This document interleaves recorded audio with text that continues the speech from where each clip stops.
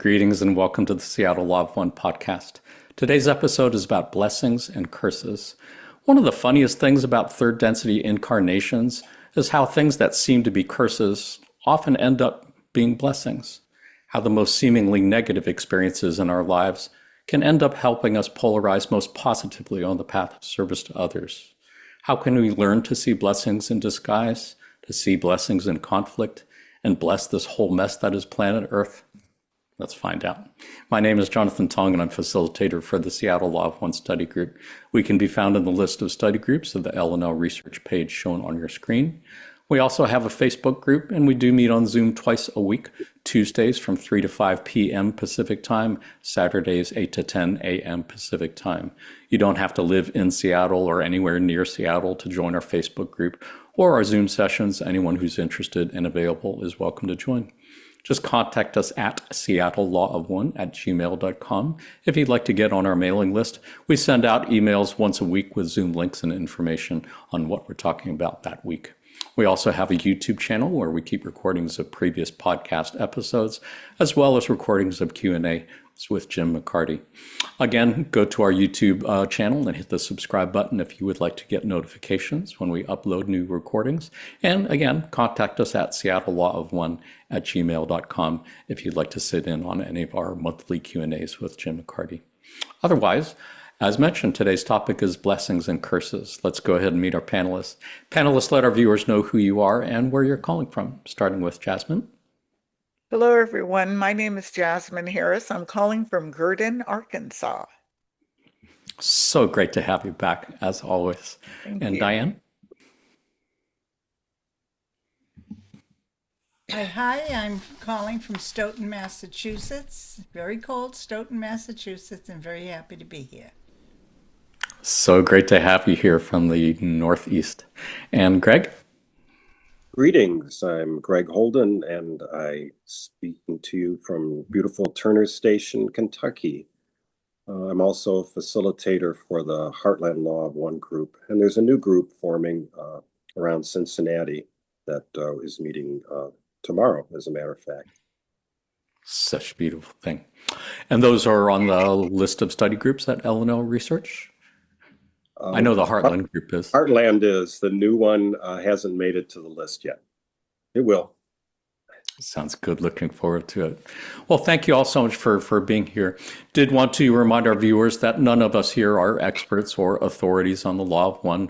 We're just normal people like you, talking about things of spiritual nature that seem important to us. Anything that any of us say could be wrong, and you're welcome to disagree with anything or everything that any of us say.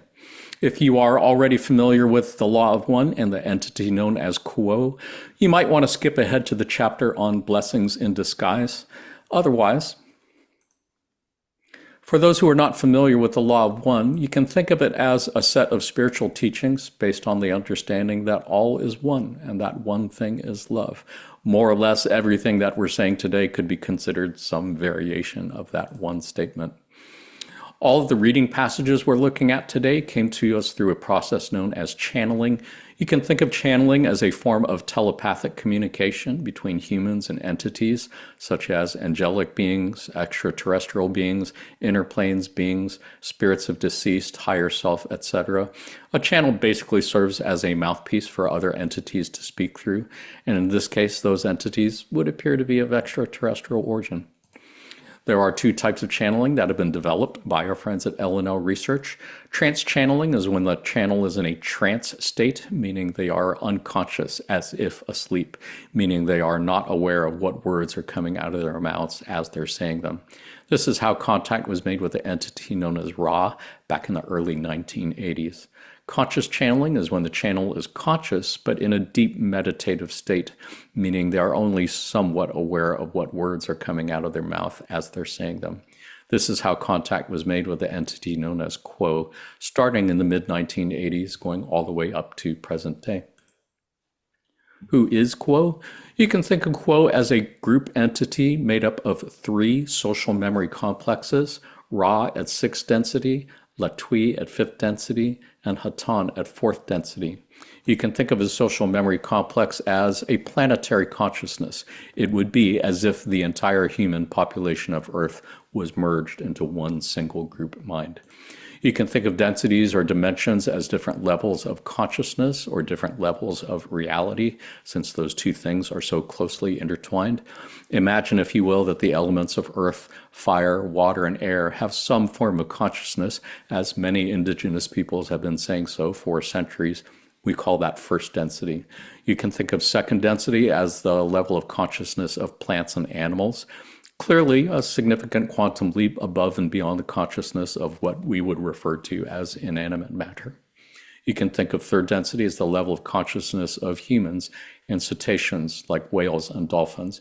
Again, a significant quantum leap above and beyond the consciousness of plants and other animals. You can think of fourth density as the level of consciousness of the social memory complex, again, as if the entire human population of Earth was merged into one single group mind. Clearly, a big quantum leap above and beyond the consciousness of an individual person. You can think of fifth and sixth densities as whatever would be comparable quantum leaps above and beyond fourth densities. There is a lot more to it than that, and if you're interested, check out our podcast episode on densities and dimensions. Otherwise, for now, suffice it to say the entity known as Quo seems to be made up of three planetary consciousnesses: Ra at sixth density, Latui at fifth density, and Hatan at fourth density. First contact with the entity known as Quo was made by the LNL research channeling team in 1986, almost 2 years after the end of the Ra contact in 1984. They have been channeled every month since then, up to present day, by the LNL research channeling team. Transcripts of those sessions can be found in the LNL research conscious channeling library shown on your screen. Having said all that, let's take a look at a couple passages on blessings in disguise. On November 17th, 2018, Quo said, "Blessings come in many, many containers, shall we say. Those blessings that are easily recognized, whether they be healing or extrasensory perception, or the ability to open the Blu-ray center, energy center in inspiration and communication, or to heal. These are those which are most often seen as blessings, and indeed are such. However, every difficulty that is experienced by any entity offers the opportunity to move into blessed state of balance and realization of the one creator existing within the self. There are indeed no mistakes, my friends. Each of you has been given one or more blessings in a manner in which you may or may not recognize the situation that you find yourself in as the blessing. All blessings, indeed, carry the law of responsibility as a means by which to assure that the self, the greatest attempt is made to give respect and honor and effort to each blessing, be it of seemingly light or seeming darkness, in order that the blessing may accomplish in the life pattern that for which it was programmed. For many times, entities program the most difficult of situations in order that the greatest blessing may be achieved." Such a beautiful passage that made me think of Carla Ruckert, the channel for the Raw Contact. I was reading it, how she had to suffer through so many different physical health challenges, which to most people would probably seem like a curse. And yet for her, it was a blessing because it forced her to stay put or in bed and to focus more on her spiritual development, which of course was a blessing for all. What do you think, Jasmine? Any thoughts, reflections on anything here? I think that I agree, of course, with the passage. One of the things that personally that I was taught very early on in my journey is when something happens to you, particularly if it's something that you say you don't want to happen, rather than resist against it, fight against it. I was encouraged to look at the situation and simply ask the question, where is the blessing here? And sometimes situations are particularly difficult, and that does require a bit of faith and a lot of surrender. But just believe and have faith, I was taught, This is for your best and highest good. You can't see it now. The pain is too raw, perhaps. Pain is too deep. But in the grand scheme of things, this is meant for your good. So your job, your work is simply to ask, how is it for my own good? And that's something that I personally have struggled with. Certain things that happen, it's like, okay, there is nothing good in this situation. And that's where you have to go to prayer, affirmative prayer, meditation, and faith. Yeah, so beautifully said. And we didn't actually say this before we started recording, but did want to encourage panelists, if you have personal stories to share that are relevant to this and that our viewers might benefit from, feel free to do that. Obviously, you want to share the shorter version of the story rather than the full length version. But yeah, if you feel so moved to do that, since I'm assuming all of us have had experiences like that. Diane, was there anything you wanted to add? Any thoughts, reflections? Yeah, I think one of the things that stuck out to me that's always difficult to really embody is there are indeed no mistakes, my friends. Because who of us can say they never made a mistake? And the problem after that is we perceive we made a mistake. Then we beat ourselves up. Then we feel guilty. And what we're doing is blaming ourselves for maybe not having made a choice that would have brought us more gain, in our opinion. It's better perhaps to just observe. Oh, I did that. Observe that. Okay, I observed that. In the next time I am faced with this, I will do such and such, as opposed to blaming and feeling bad, because that is all such low frequency energy. And when we're steeped in that, we're just bringing more low frequency energy to us. So a catalyst, something that's we think is negative, well, it could be just like being little kids. You take a toy that's going to harm the child away from the child is going to go, give me my toy. I mean, this is awful. When really, if you let them have that, they might hurt themselves. So we're all little children, and we all we think we made mistakes, but the universe will course correct us. Yeah. And that's what's really going on, is the universe is course correcting us. Yeah, and so often it seems like it's only in hindsight that you can see things that seem to be of negative nature as something that ended up positive. I know the COVID quarantine pandemic is a good example of that has come up in our Zoom discussions many times. Obviously seemed like a really negative thing that happened, and yet, as I have found, so many people came to the law of one during that time period, myself included, and there was something about that seemingly overwhelmingly negative catalyst that really provided beautiful positive polarization for so many. What do you think, Greg? Any thoughts, reflections on anything? Well, in fact, I'm one of these people who came to the law of one during COVID.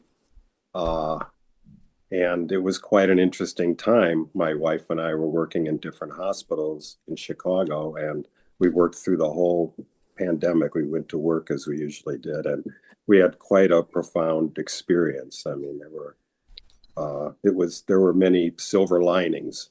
That's what I think about when I reflect on these two quotes, is the idea of silver linings. I think that's another way of describing blessings and curses.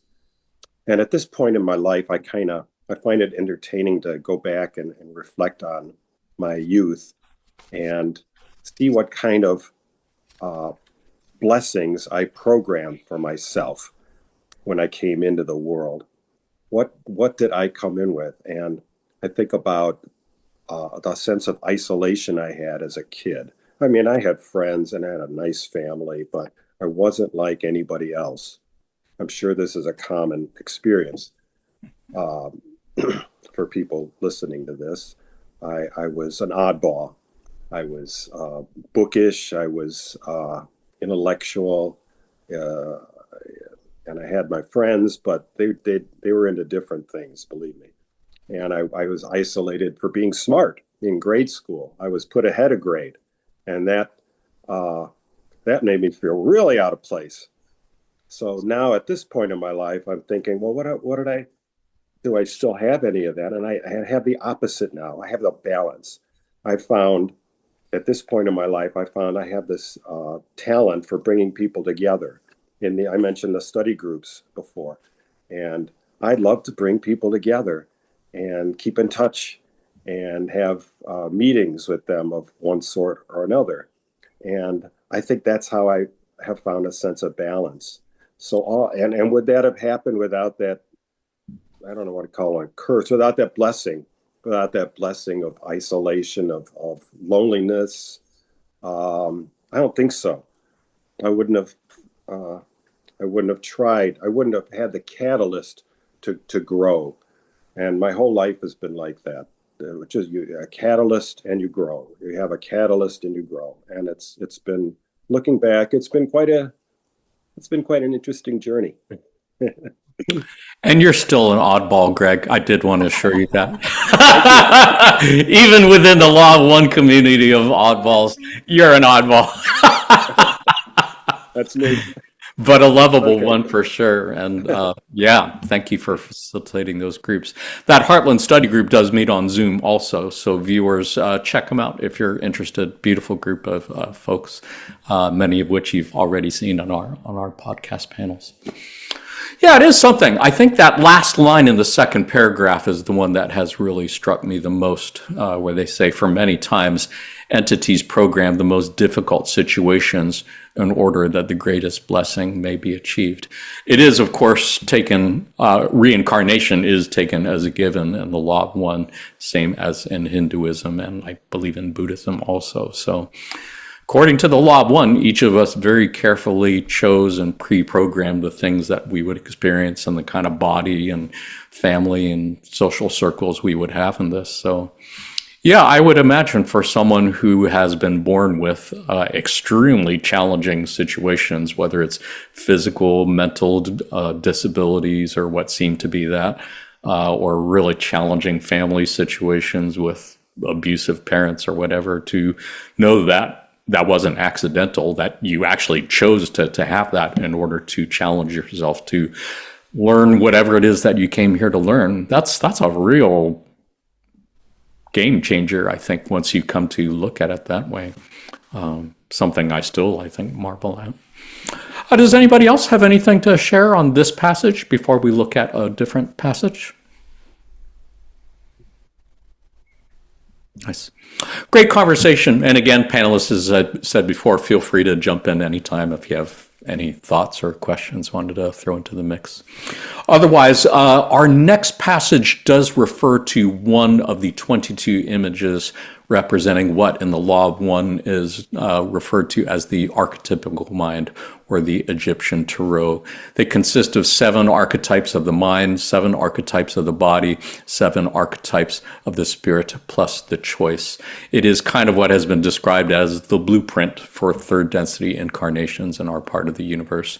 If you want to learn more about it, check out our podcast on the archetypical mind. Otherwise, this particular passage is referring to the significator of the mind. And in session 97, question 16 of the Raw Contact, Ra said, "The nature of polarity is interesting in that those experiences offered to the significator as positive frequently become recorded as productive of biases which may be seen to be negative, whereas the fruit of those experiences apparently negative is frequently found to be helpful in the development of the service to others bias."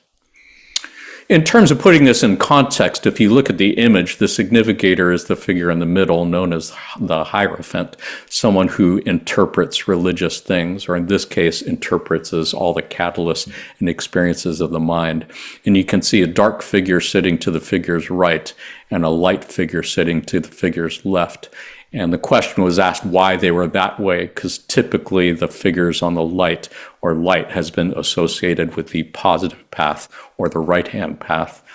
Darkness or those on the negative path are usually associated with being on the left side rather than the right side. So the question was why they seem to be in the opposite positions than we expect. But as I said, I think they're saying things that seem to be negative end up polarizing the most towards positive and vice versa, which is super interesting. Diane, did you have any thoughts on anything here? Yeah, I'm going to give you a story. Yeah. There was a period, and I've actually mentioned this story before because it is significant in my life and changed my life. There was a period of time when I had been so badly injured, I was told that I may never walk again. And I did walk again. But during the healing process, I had decided to just keep moving forward in whatever way I could, and that included travel.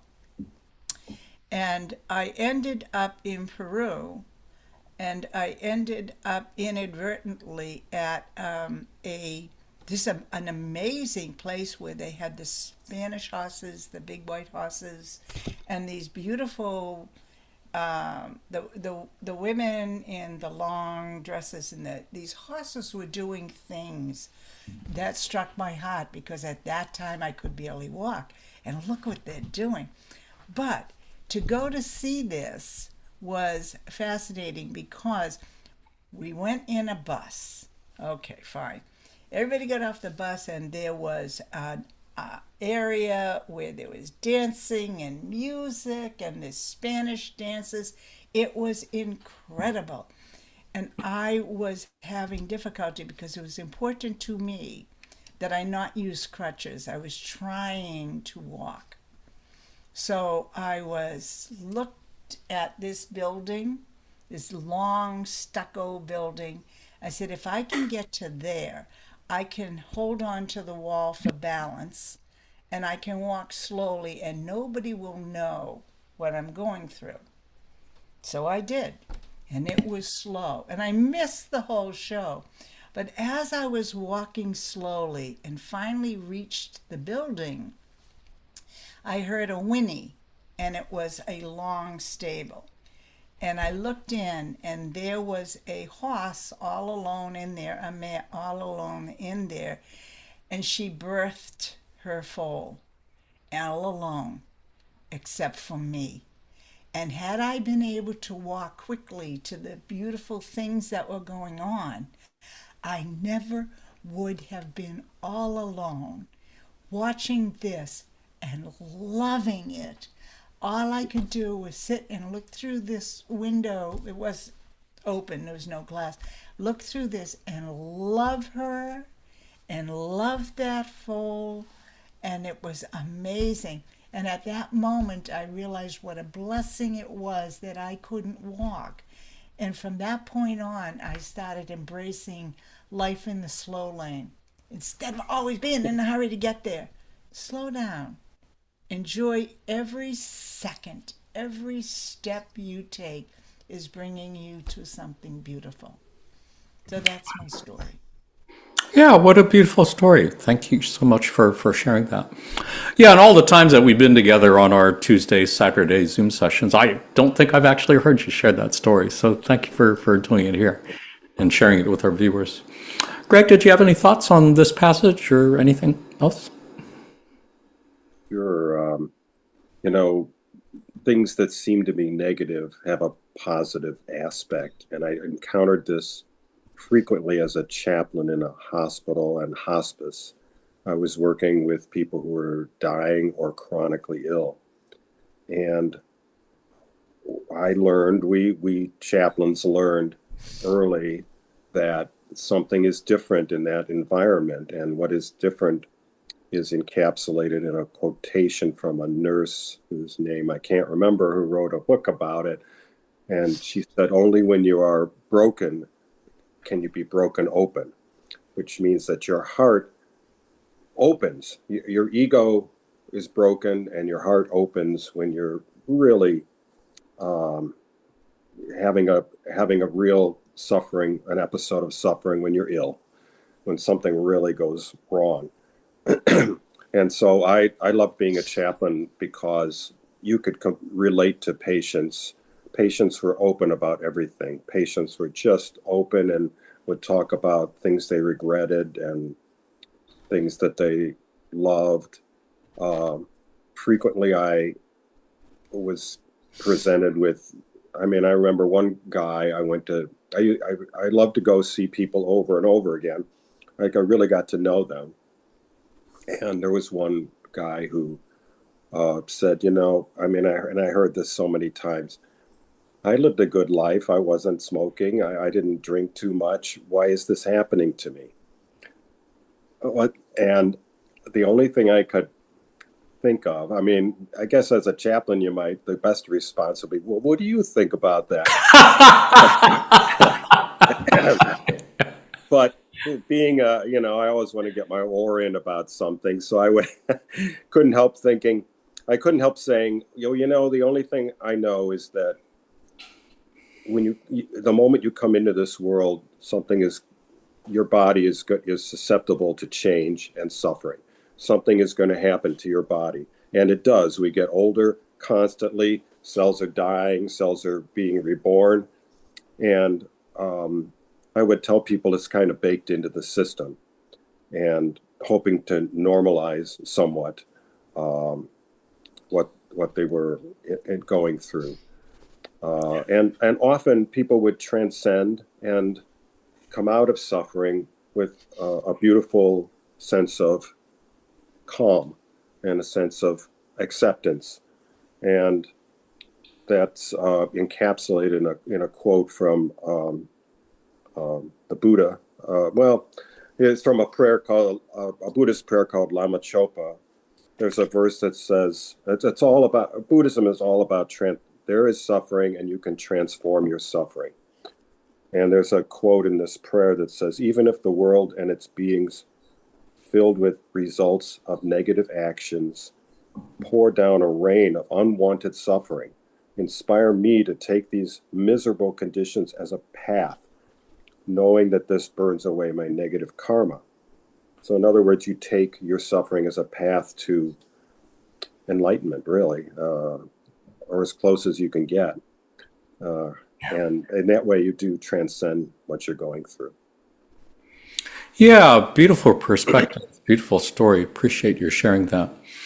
Greg and his wife Peggy were panelists on our podcast episode on death a while back and shared a lot of beautiful stories about their experiences working with people who were approaching the death experience. So check it out if you're interested. Otherwise, Jasmine, any thoughts, anything to add?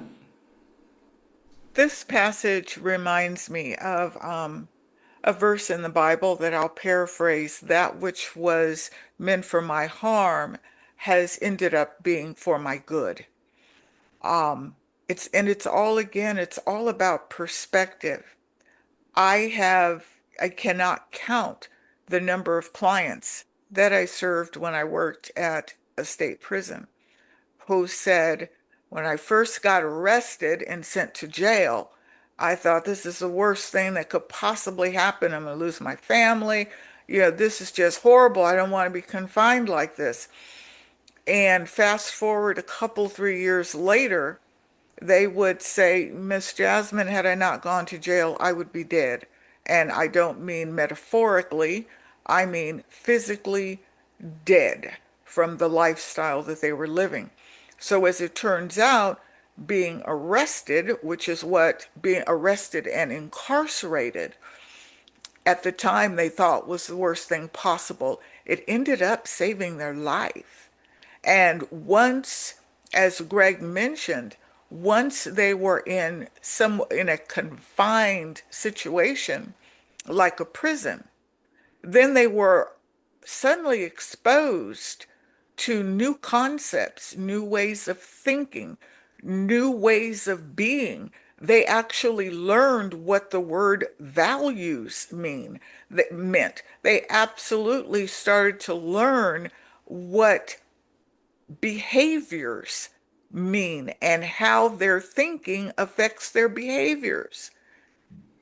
So it's an example of if something does happen, an event that happens in one's life, these individuals told me. Now, for me personally, having my freedom taken away would be one of the worst things, absolute worst, in my opinion, that could happen to me. But for these people, it ended up being an incredible blessing. It was a gift. And I know it's easy to say, especially if you're not going through something, but if we look at the situations and circumstances that happen in our lives and think of it that way, if a person now is grateful, thanking God they went to prison and did 5, 10 years, just imagine what I could do with this event and this situation. And not only did their thinking patterns change, which affected their emotions, which of course affected their behavior patterns, which affected the outcome of their lives going forward, they actually started teaching other people. So not only was this a blessing for them going to prison for 10 years, it ended up being a blessing for other people that they may never have touched this way. Such a beautiful story. I really appreciate your sharing that. All three of you really appreciate sharing the stories. And yeah, looking forward to hearing more if you have more as we go along. It is difficult, I would think, if somebody's sharing something like really traumatic, difficult that they're experienced, to tell them that, well, I guess he planned it to be that way. Just probably not a good idea. It's just not a wise or compassionate thing to say, and yet it appears to be. Did you have something to add? Yeah, go ahead, Greg. Yeah, hopefully people will find that out for themselves, right? But when you were talking about prison experiences, I was almost going to talk about Reuben Hurricane Carter, this boxer that Bob Dylan sang about. He had an experience in prison that changed his life. But I was more in touch with a story that Studs Terkel told. He was a radio personality in Chicago for many years, and he did an interview with a guy named Race Hoss Sample, Sample. Big Mama's Boy. He wrote a book called Big Mama's Boy. Anyway, he was in prison in Mississippi when they had the chain gangs, and it was awful. He would get in trouble, and they would throw you in a little box in the heat, and you would basically sit in there in isolation for days or days.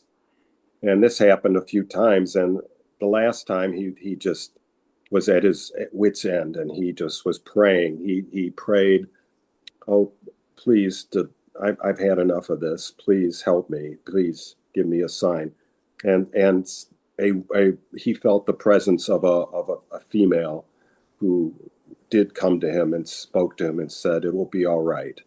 And from that moment, his life changed incredibly, and he got out, and he became a model prisoner and got out, and he became a teacher of helping the other prisoners to reintegrate into society.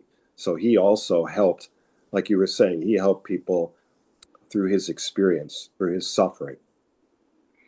Yeah, not the kind of thing I would wish on someone else, but if they planned it that way themselves to do that. Yeah, that's amazing. But it helps me. It inspires me to even hear that story. I'm never going to go through that, but hearing that helps me. Sure. Yeah, it reminds me, there was a passage where Quo said something to the effect that you don't need to have negative experiences to polarize more purely on the positive path. It's just that people who have really positive experiences generally don't have their heart broken open, like you were referring to earlier. And, if you're sitting on a tropical beach in a beautiful place, drinking a great beverage with an umbrella, you're probably not really thinking about helping others that much or thinking about others. It's usually when you have the really negative experiences that gets us all to think about more than just ourselves. That's the beauty of the image that's on the screen. Apparently, it's part of the archetypical mind. It's part of the wiring. It's part of the blueprint for how all of our third density incarnations are meant to be. And it's fascinating to understand that it's wired into reality as we know it. Does anybody else have anything to add before we change topics, look at something else? It's something that you just said, and I just had a thought. Negative experiences definitely are, for many of us, the crucible in which our character is formed. However, I really question whether or not it's necessary for an individual to go through the crucibles of hell in order to help people in any kind of way, in many ways. I don't know that it's really necessary, as I think and ponder about it. I happen to know, I have it on good authority that fire is hot. So why would I stick my hand in an open flame?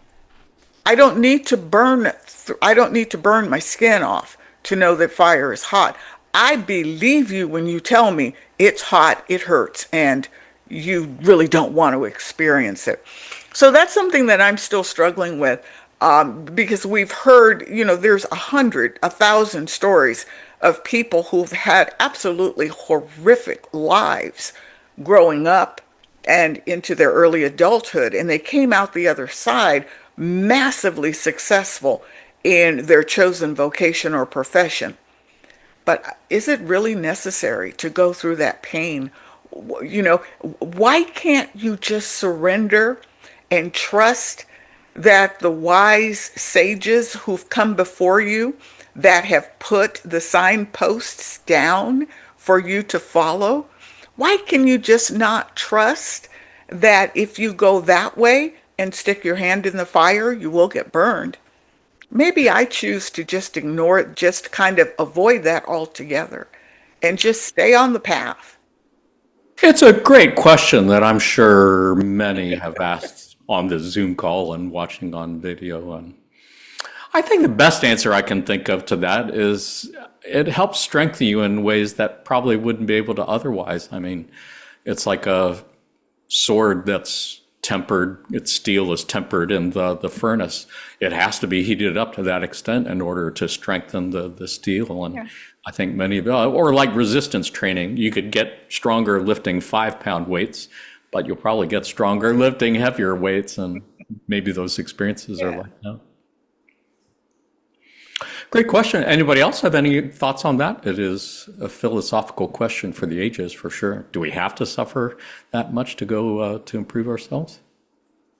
Only a little. We're all going to go through things. We're all going to lose a loved one. We're all going to have a disease. We're all going to have something that's going to happen.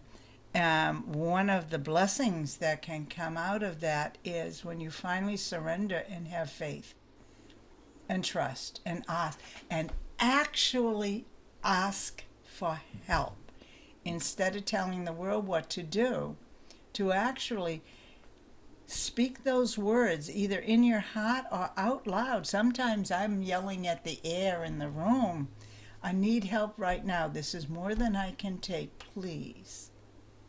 And then be quiet and the answer will come. And then you realize what faith is. Faith is knowing there is something there that is ready to help you. And faith is knowing that if I ask, I shall receive. So in those horrible moments, that's a gift. Super important to remember that all of us have that help there. But as you said, you have to ask for it. Great reminder, Diane was a panelist on our podcast episode on angels and archangels, and had great stories of that, in fact. Greg, did you have something you wanted to add?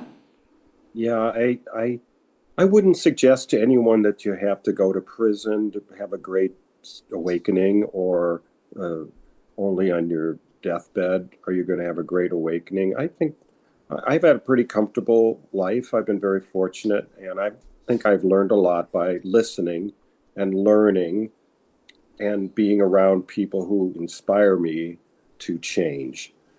And that, I think for me, the answer to Jasmine's question is no, you don't have to go through hell necessarily.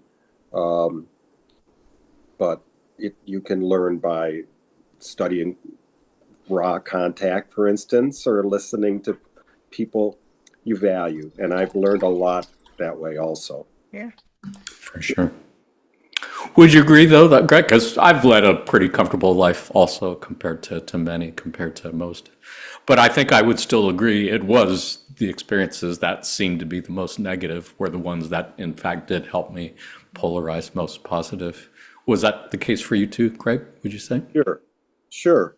I think it's a balance. Just like Diane said, you don't have to go through absolute hell. It's just enough. Because suffering will come to you anyway. That's just part of life. But For sure. but hopefully it's just enough of it, like a pearl. There's just enough sand in the shell, in the oyster, to help you start to form a pearl out of it. Not a tremendous pain. Great metaphor, great visual.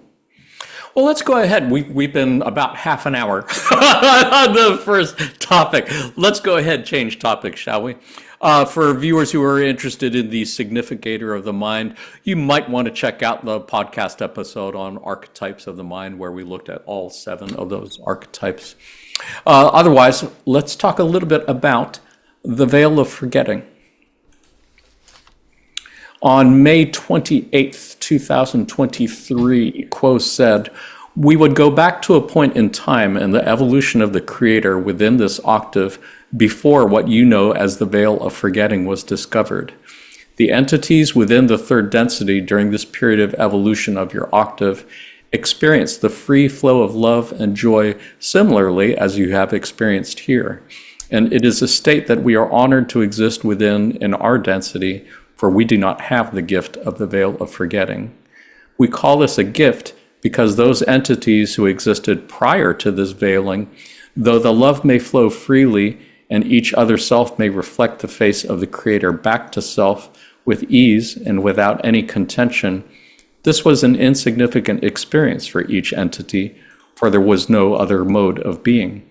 There was no contrast with which to experience the creation. There was no difficulty to overcome. And so that free flow of love and joy became what you would call a stagnation. It was an experience for the Creator that was not as significant as was hoped for by the Logoi who designed the archetypical mind of these entities. And so, as the sub-Logoi progressed in experimenting and offering the love and light of the Creator to their own creations, the veil of forgetting was discovered. This precipitated the most significant and important development of your octave, and the Creator began to experience itself in a more essential and meaningful way. And it is because of this development that you can even begin to conceive of any other self as an enemy, that you can even begin to consider that any entity is more difficult to love than any other entity. This may seem more of a curse than a gift, as we have called it. However, it is because of this challenge presented by the veil of forgetting that the love discovered with such a state became significant and struck to the heart of the Creator, because this love was found without the knowledge of the Creator, and so it was as a new discovery within the creation. And this is the experience the Creator desired, and it is this experience that spawned the creation, the entire reason the Creator cast itself out and created what you experience as the creation, so that this essential experience could be discovered as if it were new, as if it were fresh. As you contemplate what it means to love an enemy, what it means to love any who seem more difficult to love, we ask you to remember that desire and hold on to that desire.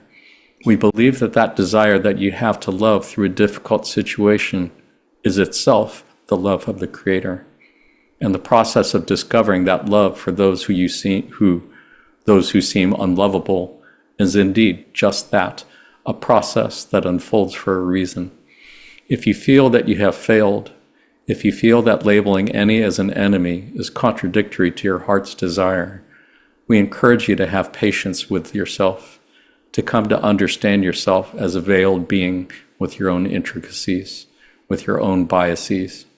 Hold these biases in love with the understanding that they exist within you for a divine reason, and that the challenge that you have presented to yourself by incarnating into an environment where love seems not to flow so freely is indeed a divine aspect of the Creator's plan for you and for the creation and for the Creator itself.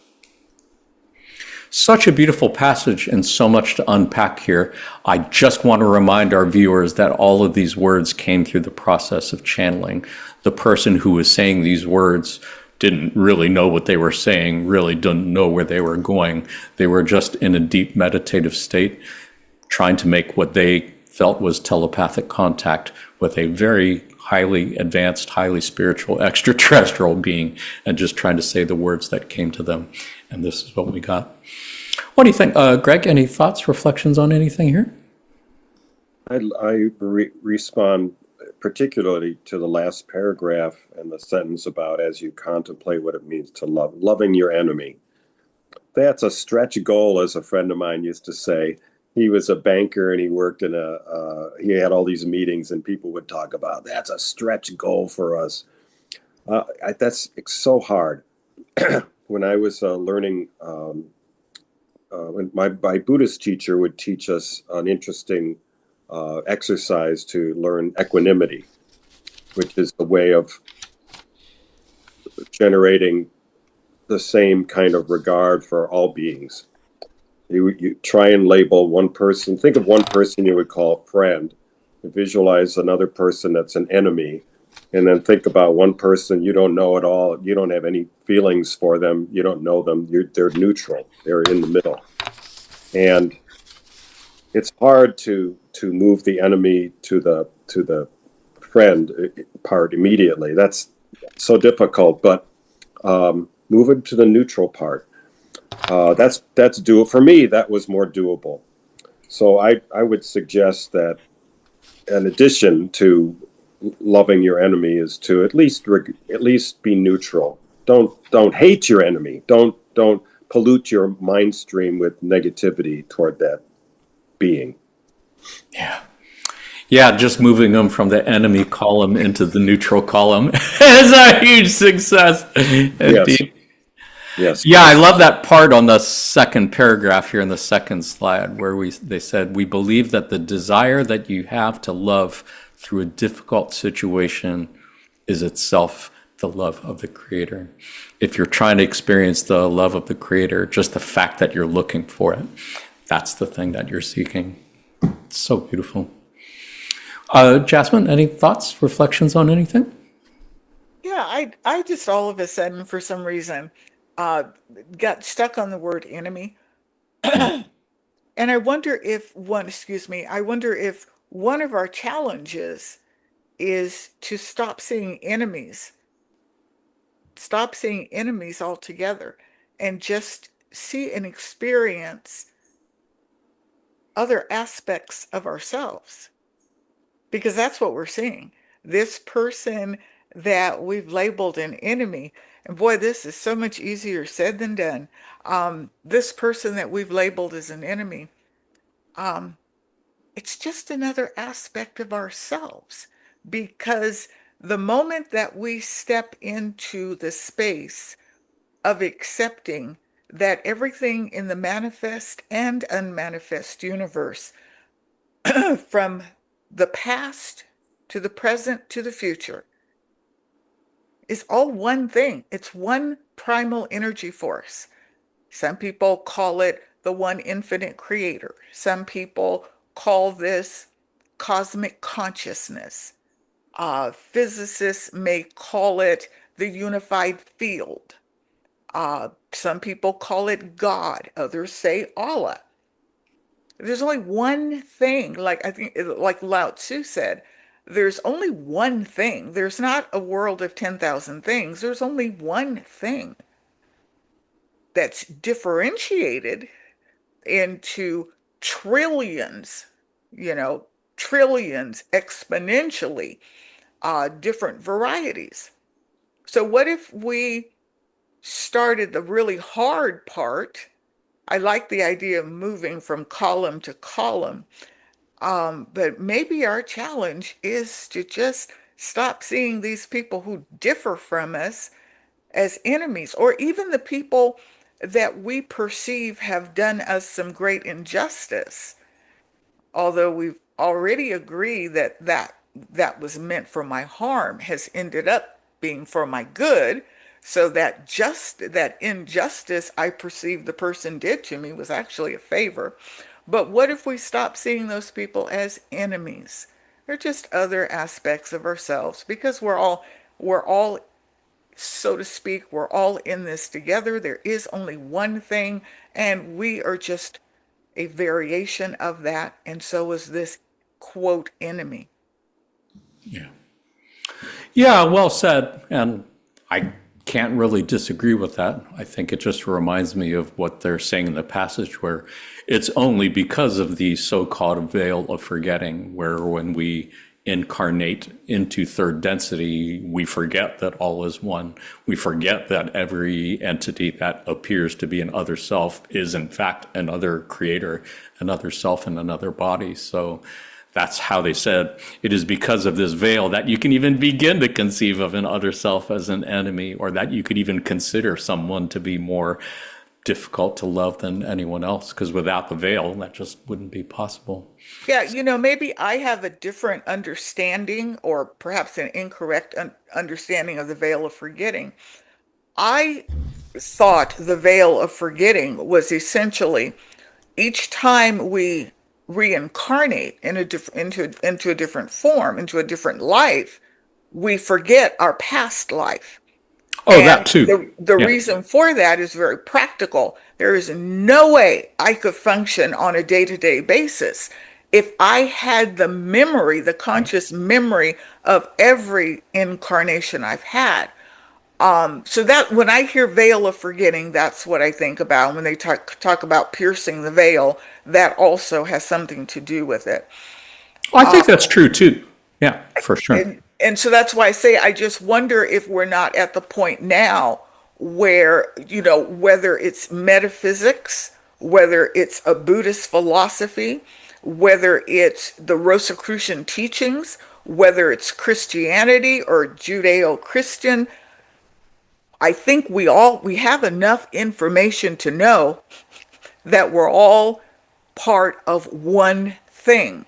And so if we are, that's like me saying my right hand is an enemy to my left. That sounds absolutely ludicrous.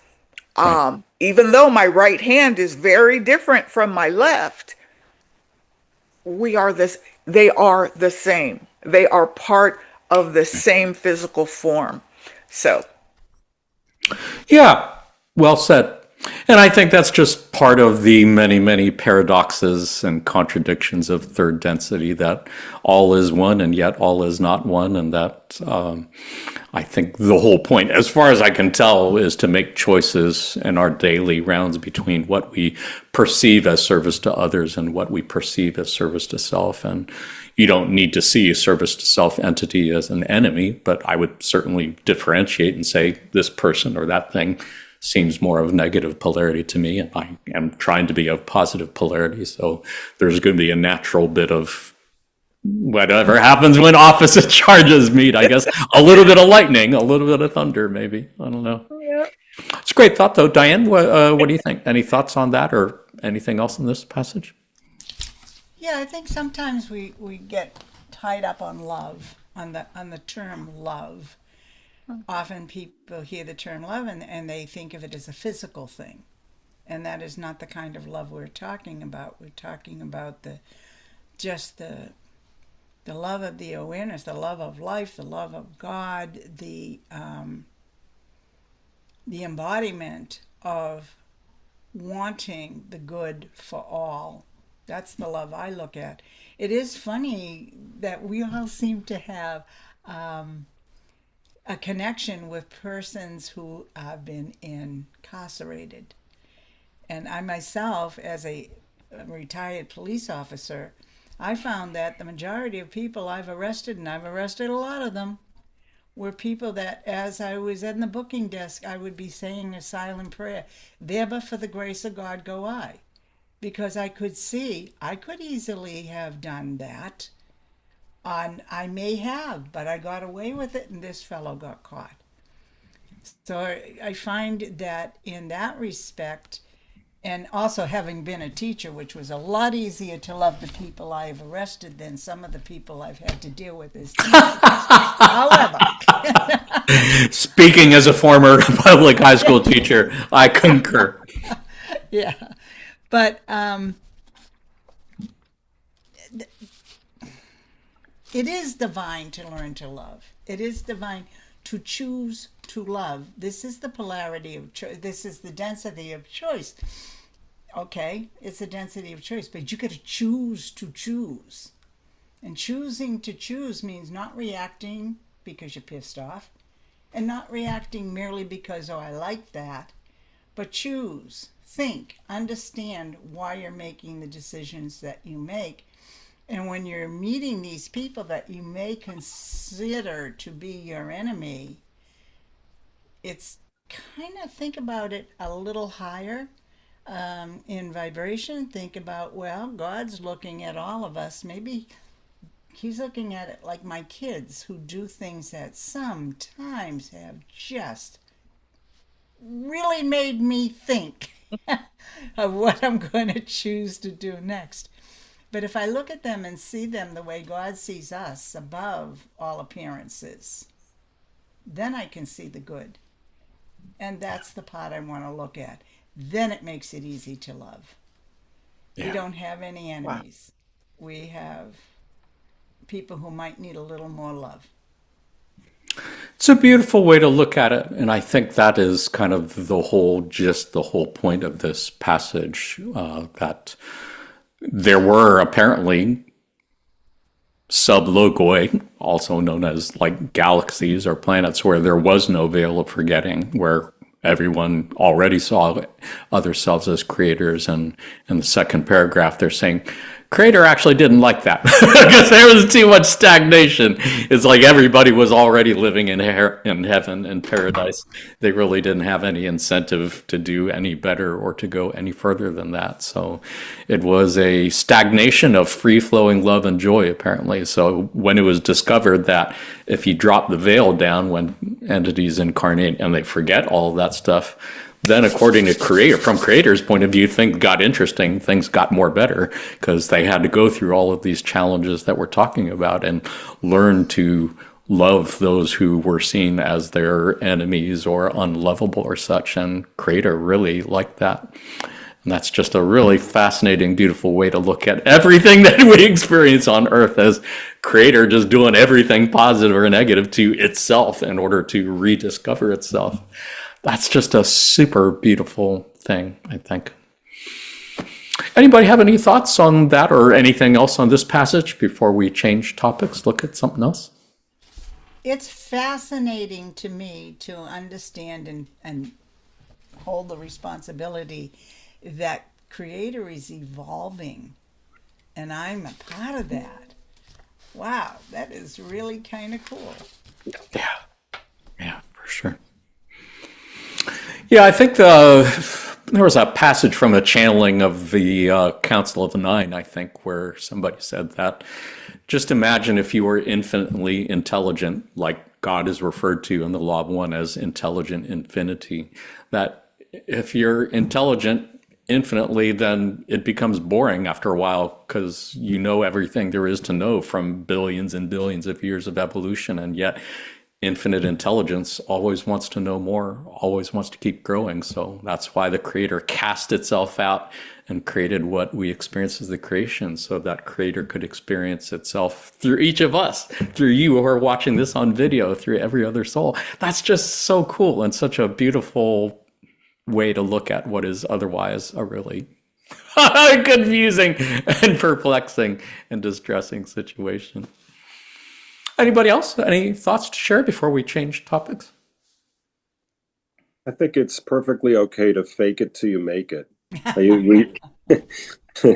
You know, And that helped me a lot. That helped me when I was getting divorced. That was a situation that was a great teacher for me. Actually, I don't, you don't need to know every detail of that, but there's a situation where you love someone, now you don't.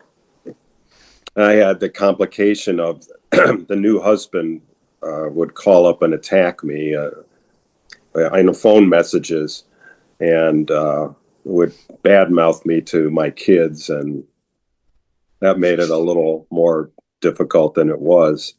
And I tried to fake it, I couldn't, so I didn't respond. I was neutral. I just said I will not engage, and I didn't ever. And that helped down the road. But at the time, it was so hard. It hurt, to be attacked like that. So if you're actively being attacked, fake it.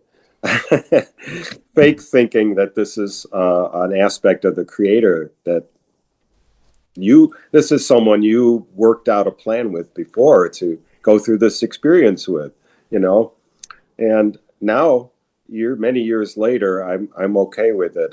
It's very okay. This experience was a great teacher of patience to me. So I'm actually kind of I can actually think that I might be glad about it in some way. Yeah, man, I'm faking it every day. I believe as best I can. I think Quo has said quite a few times that the outcome of your efforts is not really significant. It's the fact that you're trying. That's the thing that is actually significant in the metaphysical sense. And that's a great lesson for sure. Let's go ahead, move ahead, shall we? Viewers, if you are interested in learning more about this so-called veil of forgetting, we had a podcast episode on it. Check it out. Otherwise, for now, let's take a look at blessings and conflict. On May 16th, 1993, the social memory complex known as Hatan, which is one of the three social memory complexes that make up Quo, said, "One might wonder at the path that has been chosen when one struggles with the concept of seeing a brother or a sister who is not quite as one would expect, and still within the self would realize that though there are conflicts, there is still the oneness, the sameness, the reflection of the self in the entity that is causing the conflict. My friends, this opportunity which has been made available at a certain point in many lives is indeed a great step, one which with love, with the sharing of the heart and mind and the spirit, will perhaps cause some of the doubts to be allayed. The path you have chosen, my friends, as you may well know, may have many bends, many curves, but the blessings which are bestowed are so beautiful. The lessons you have chosen in the pre-incarnative state to undergo are those that have the capability of becoming one with yourself, bringing the lesson home, so to speak. As the harvest comes closer, my friends, these lessons of love and of sharing yourselves, the learning, the experience of becoming one with those that you perceived as being troublesome to your sight are great lessons and the ones to be thankful for. Lessons which I'm pretty sure all of us are dealing with at some point in some way. Jasmine, any thoughts, any reflections on anything here? Just, I guess, just one. Really, the very last sentence. Um, I think throughout much of my life, there really have been, I'm like Greg, I think I've lived a very blessed life. I think there's been very few people that truly trouble my spirit or troublesome to my spirit. And I think that because it seems when I discover that I just don't resonate with this type of individual, I simply exit stage left. And I don't know if that's a good thing or not, but I'm under the belief that you can have compassion for an individual, but from afar. You know, I don't need, and again, I guess part and parcel, it comes from my years working with individuals who had the negative experiences of being addicted to drugs and alcohol. And, as a counselor, I never really felt the need to become an addict or an alcoholic myself in order to help my clients.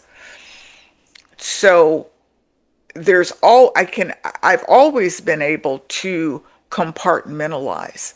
So when I see that someone is toxic, and I know that word has been used and overused, but when I see that a person is not good for me spiritually, not good for me energetically, I simply remove them from my universe.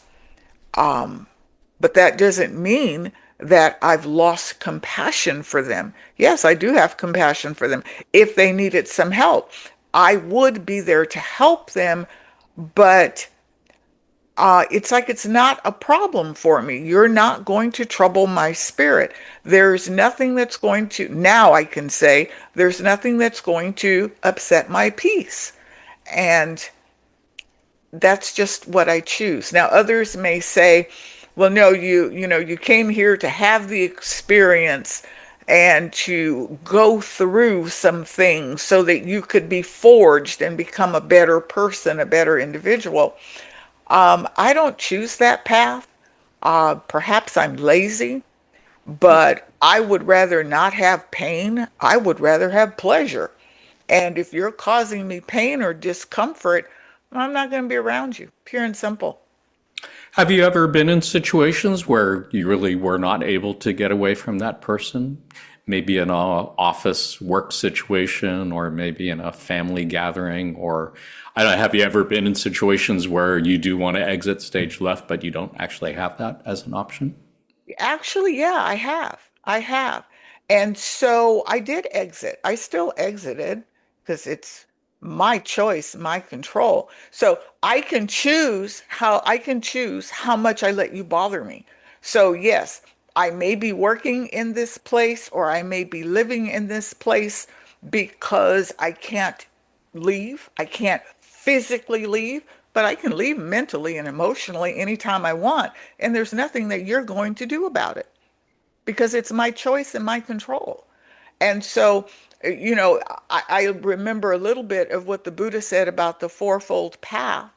And, as I remember it, Greg, correct me if I'm wrong, but as the Buddha said, in this life, in this, or as Quo would say, this density world or this third density reality, pain is inevitable. We all have pain in one form or another, but suffering is a choice. So I can choose to stay and work at this place with this horrible, what I perceive to be a horrible person, and I can just choose to be so miserable, or I can deny you rent in my head Right. and say that I'm here now, if it's a job, I'm here now to earn money for my family. I'm here now to save for a house or whatever the case may be. And I choose not to let you rob me of my peace. You can't do that. Well said. Yeah, beautiful approach to it. It's what I was guessing was the answer, that if you can't get away physically, you can still get away mentally. And yeah, sometimes we call that dissociation, and that's not necessarily a bad thing. Thanks for sharing that. Really love the stories. I think it makes it more real for our viewers to see. I think dissociation is a mental health disorder. So that's not what it It was my version of humor, or at least trying. Yeah. dissociative personality disorder. Yeah. No, that's not what I'm talking about. How about a micro dissociation? Does that count? Is that okay? Yeah, sure. I'll let you have that one. Diane, anything to add? Any thoughts? Yeah, Jasmine, I too walk away. I just walk away. And that's fine. But then there are those times when you may be trying to walk away and they're just following you. And another thing in life, I do feel, for me, the best way, the way that has worked for me is not to take things seriously. I'm always saying little things in my head. Well, your opinion is none of my business. And I can move on. Yeah, you can't always exit completely, but you can allow them to be who they are. It has nothing to do with you. This is who they are. This is not who I am. I mean, that's a mental construct, but it helps if you can do this. It helps if you don't add to the judgment. Just observe, observe, and become aware. The other thing, too, is I will say the strengths that I have achieved in life came out of the difficulties that I was faced with when the person didn't leave or when something was within my family, and I had to learn to forgive. I had to learn to forgive myself. Don't forgive myself for being angry, and to look at the situation as, okay, thank you for the lessons I just learned, because I learned a lesson. In order to come out the other end positively, I learned something. And maybe that's what they were here to teach me. For sure. Yeah, I did want to add, I think there is great benefits to come from healing a relationship if you are in conflict with somebody rather than just, leaving or trying to not deal with it. I think there are times when it could be great to see if you can heal that relationship and talk about what the problem is and see if you can find a way to make the relationship more harmonious. I've been able to do that a few times in my life with friends or family or students or whatever, so I think it helped. Greg, any thoughts, anything to add? I was struck in this passage by the phrase within the self, which is repeated, still within the self, becoming one within yourself. And I thought sometimes the conflicts don't come from outside, but inside, from our shadow self, from the parts of us that we try to bury and not look at. For me, it's the part of anger and the part of feeling I've been so put upon, I've been persecuted, and this part that's petulant and wants revenge, or all these parts of myself. So I think that a lot of the conflict could be that way. And if I can answer a quote with a quote. This is Quo in January 27, 2009, said, "It is hoped that in the course of a lifetime of Catalyst and the observation of his responses, the seeker shall have the opportunity to examine many of the shadow portions of self, so that these portions of self may be respected, honored, and redeemed to a useful mind, and useful and integrated portion of the self within the daylight." So bring it out to the daylight, bring it up, and that's painful. That can be painful, but that's a kind of conflict that that actually could be harder than being attacked by someone, at the dinner table or wherever. The part of you, do you really want to look at the part of yourself that is so negative? But it's really important to do that, to acknowledge it and to make peace with it, or at least to accept it. For sure. Yeah, and I believe that's what they were referring to in the previous passage, where that's exactly the experience that Creator was hoping for, intending to figure out how to grapple that and wrangle with that and to make those little breakthroughs. Great conversation. Really loving the stories. I think I had one other passage on this subject. Anybody have anything to add on this one before we switch? Look at another quotation. This is from January 27th, 2024, not that long ago. And Quo said, "How does any person and a seeker of truth deal with that which they feel to be a negative nature, of a critical nature, separating, controlling, dark, unknown, bringing difficulty and disparity to the life path? We would suggest that you take the image, the thoughts, the words, the manifestation of negativity that you feel at any time, and meditate upon that sense of darkness and negativity, of separation, and so forth, and bring that sense of darkness into the light of your heart, of your being, of your mind, and your spirit. Take it within yourself and bless it. Give it the food of your love, the attention of the light that shines forth through you from the Creator. This is the Creator speaking to the Creator. When you realize the reality of this situation, then that which seems negative can be made into that which is of the light, which is positive, which shines upon all the self and all other selves, and brings each into the infinite love and light of the one infinite Creator. Yeah, it reminds me, I think, of what Greg was just saying, and I think of what Jasmine was saying a while ago, that you don't necessarily have any control over external situations, but you have all the control over how you respond to them internally. And I think that makes all the difference. And I think maybe what they're speaking to in this passage.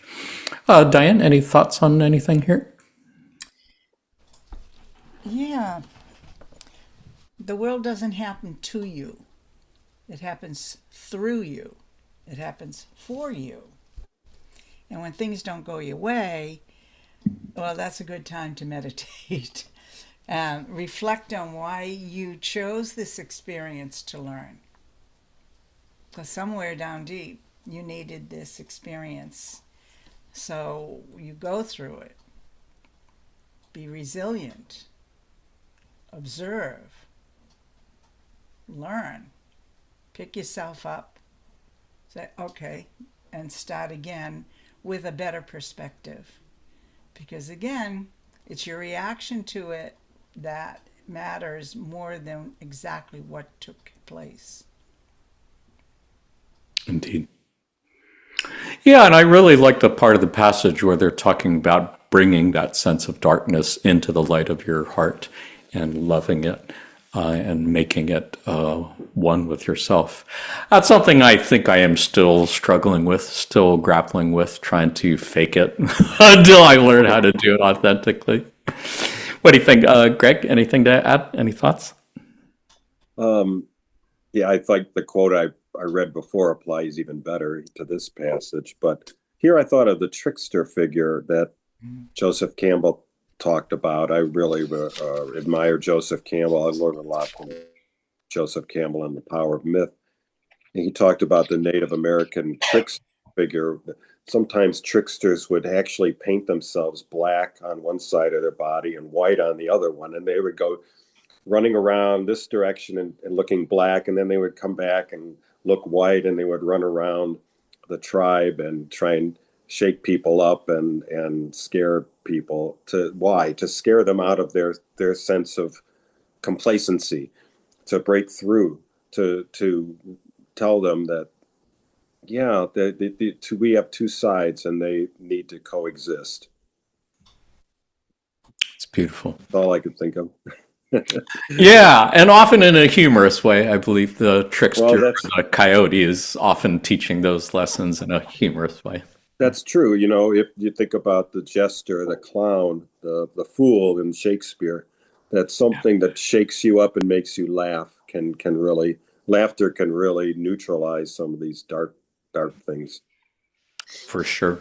That's why I love watching stand-up comedy. It definitely has helped me to be able to laugh at things that otherwise would really annoy me and irritate me. Jasmine, anything to add? Yeah, I just really like the way Diane expressed her opinion on the passage. And it struck me when she was talking about, you have to observe and, you really just have to go through it. And I think Diane is describing, or what I'm feeling, is what many of us fail to do, which makes it just so much more difficult, is we fail to surrender. And, because in our culture, surrender is a four-letter word. I'm not going to surrender to anybody or anything. I'm in control. But I think one must understand that when it comes to spirituality, Surrender takes on a slightly different connotation. What you're actually surrendering to is, this horrible thing just happened to me. Okay, it did. It's here.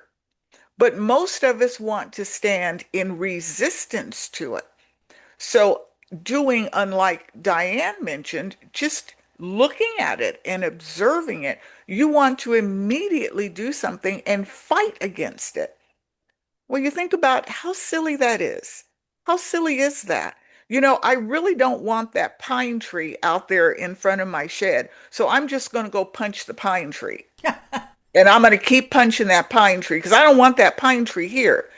So I think when it comes to being able to transmute the negativity that you perceive is happening to you, it's like Diane said, you need to first stop and stand in observance of the thing because, like it or not, it is here. Let it be here. Surrender to the objective truth. This happened. And from that place, then you can pray, you can meditate, you can take affirmative action if you choose to. And the affirmative action that Quo is speaking about is something that I've read in other publications.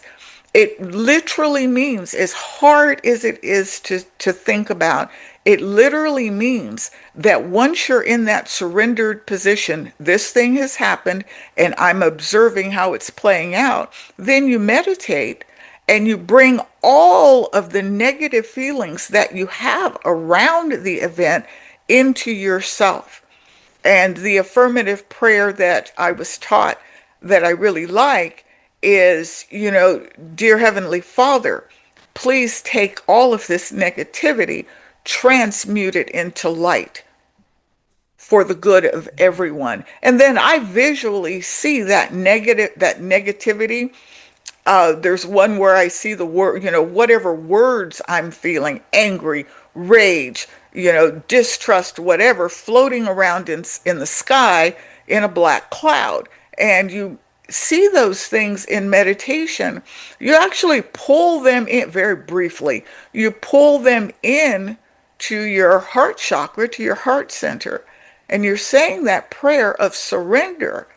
And it's an affirmative prayer. Thank you for transmuting all of this negativity into light. And then I see little balls of light flying out of my chest and going out.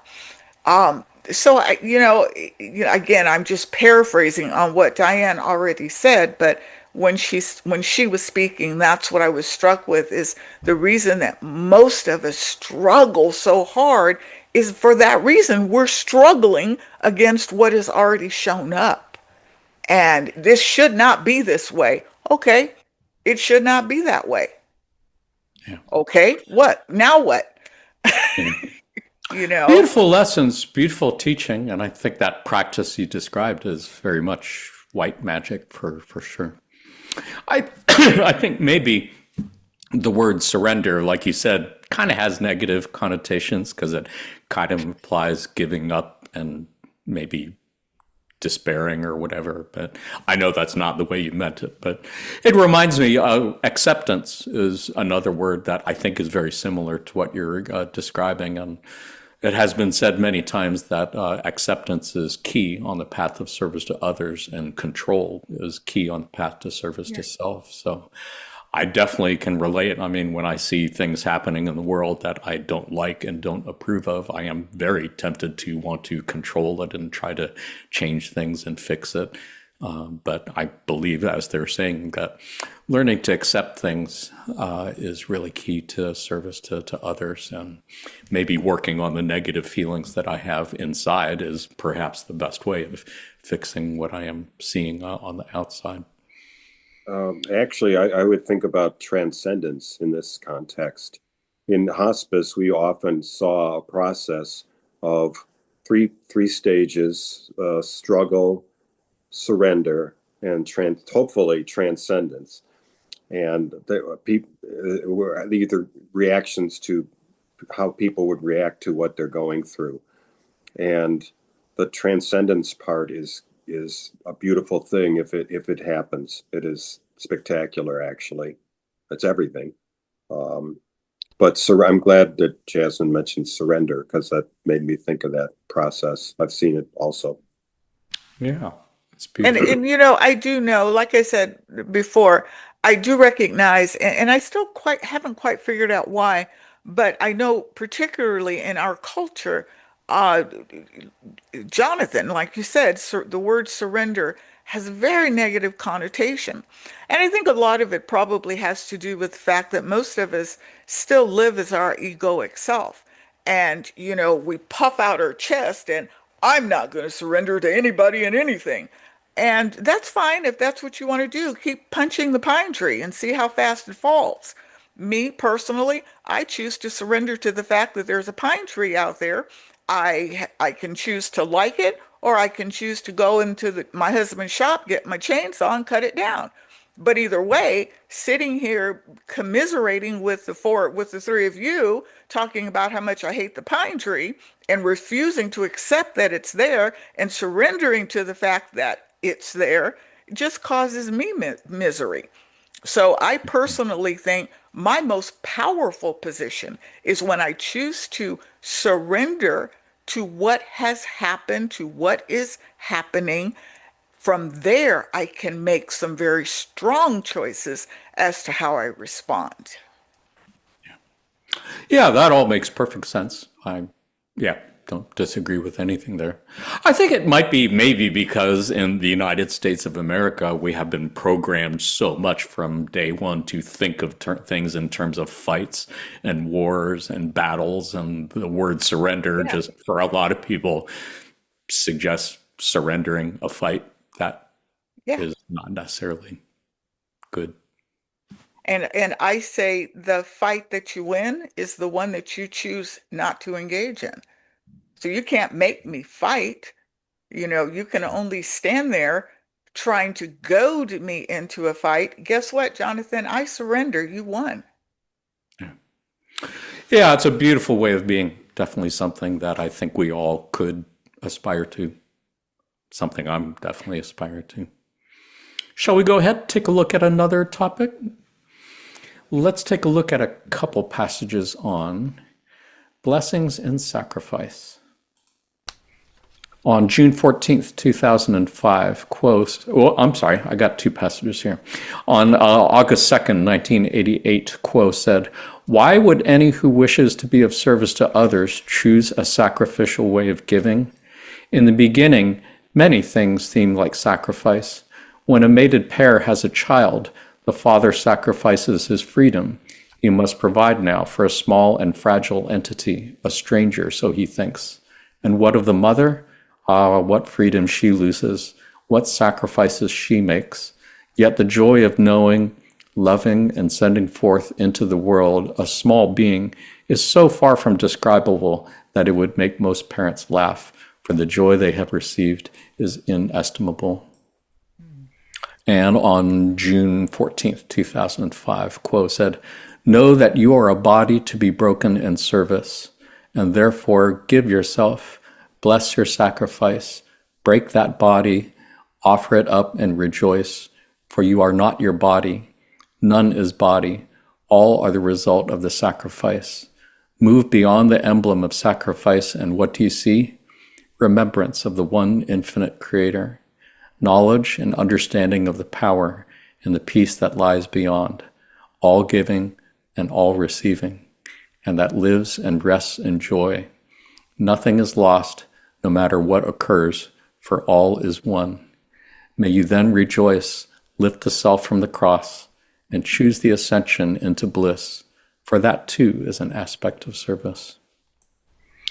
Yeah, really beautiful passages, and I really appreciate the part up top about parenting. I think in so many ways, having a child and raising a child is most definitely a sacrifice for both, for everyone involved. And I think to see that as a beautiful thing and an offering and to bless it, I think is to make it holy for sure.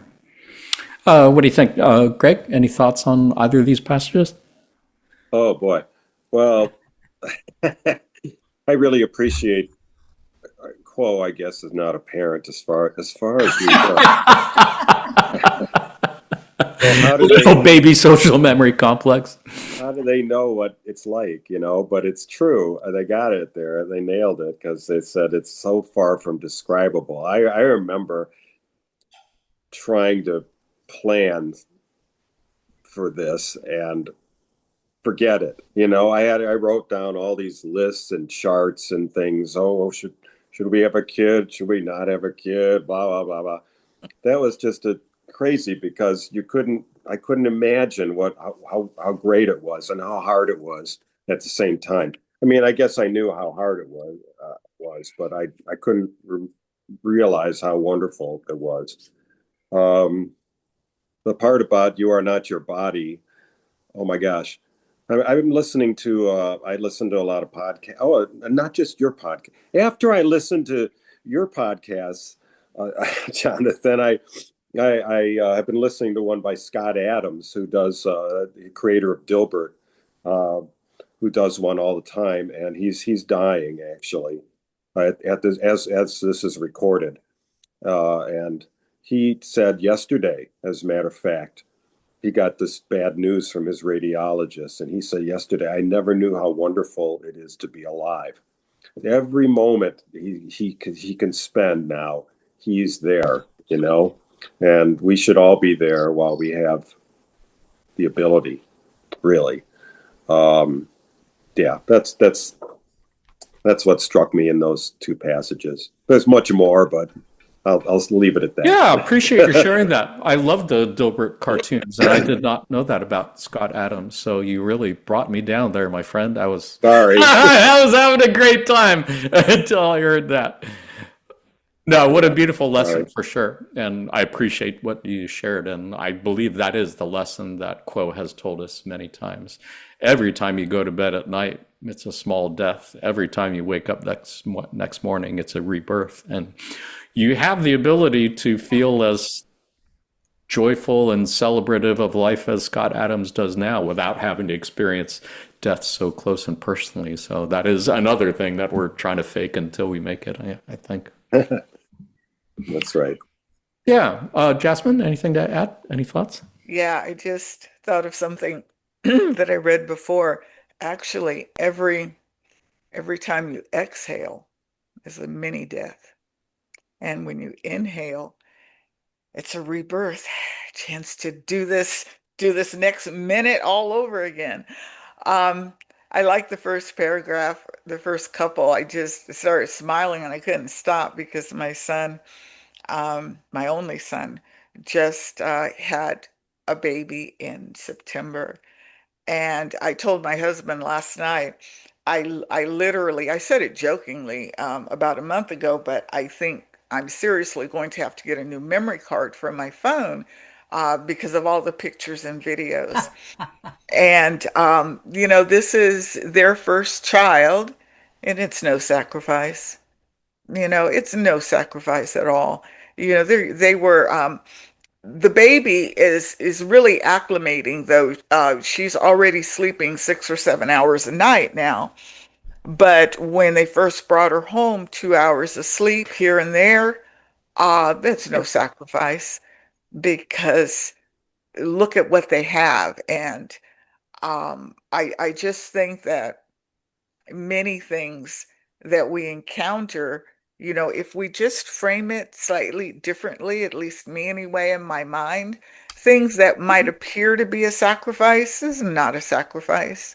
Having my son, I don't know, 17, 18 hours of labor, and I could not have any sort of anesthesia because there was something going on with my son's oxygen, so they couldn't give me anything. So, I'm 36 years old having my first child, which was already kind of risky, and doing it with no chemicals on board was not a sacrifice. Because, you know, You are hardcore, lady. Jesus Christ. I'm serious.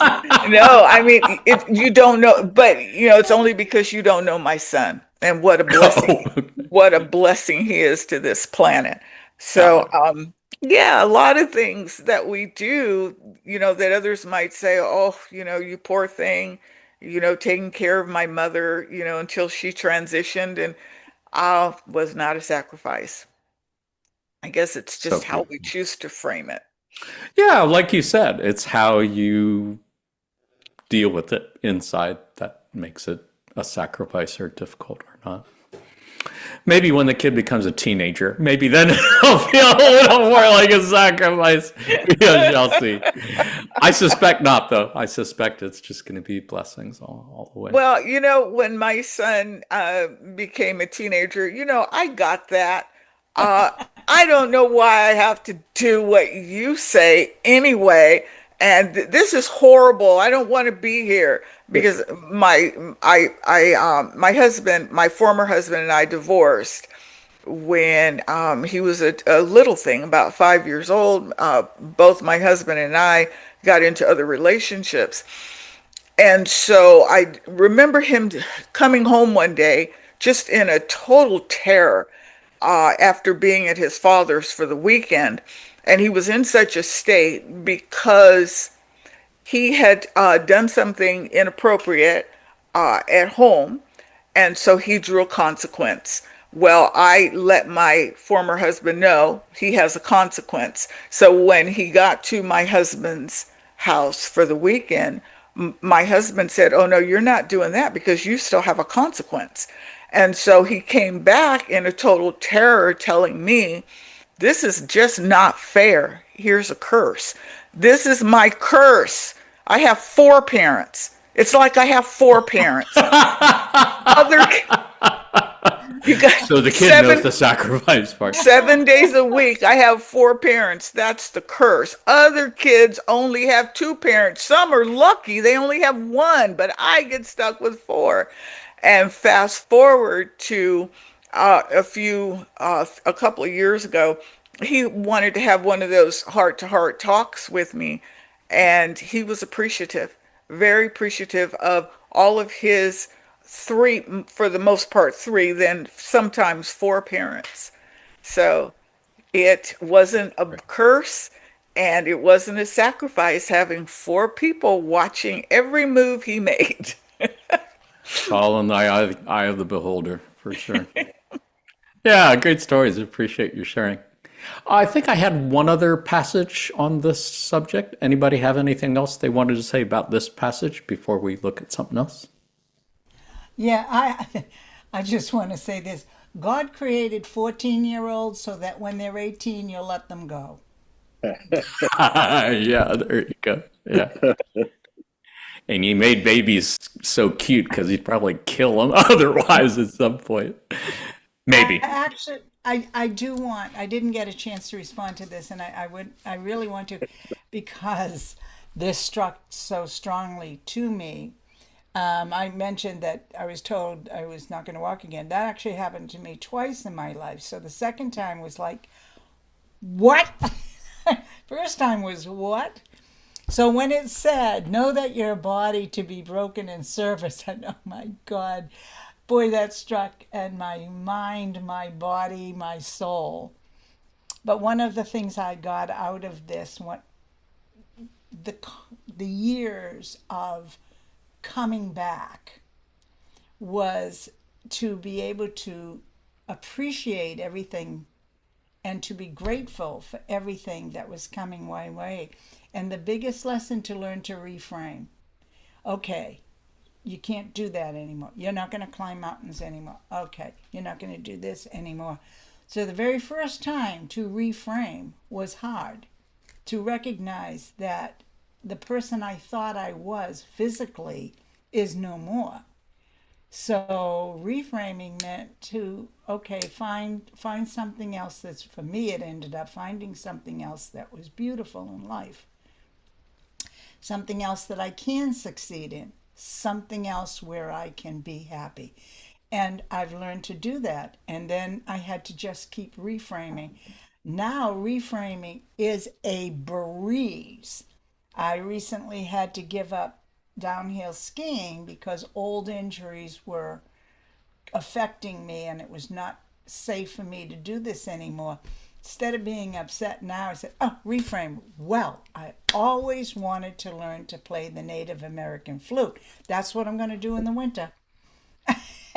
and so it's been easier to do a reframe. I no longer get terribly, or if I get terribly saddened or upset, Beautiful I way to just look at it. Yeah. change it. One other thing I want to say, when my husband found out he was going to die, and it was absolute, you are going to die, we cannot help you, this is it.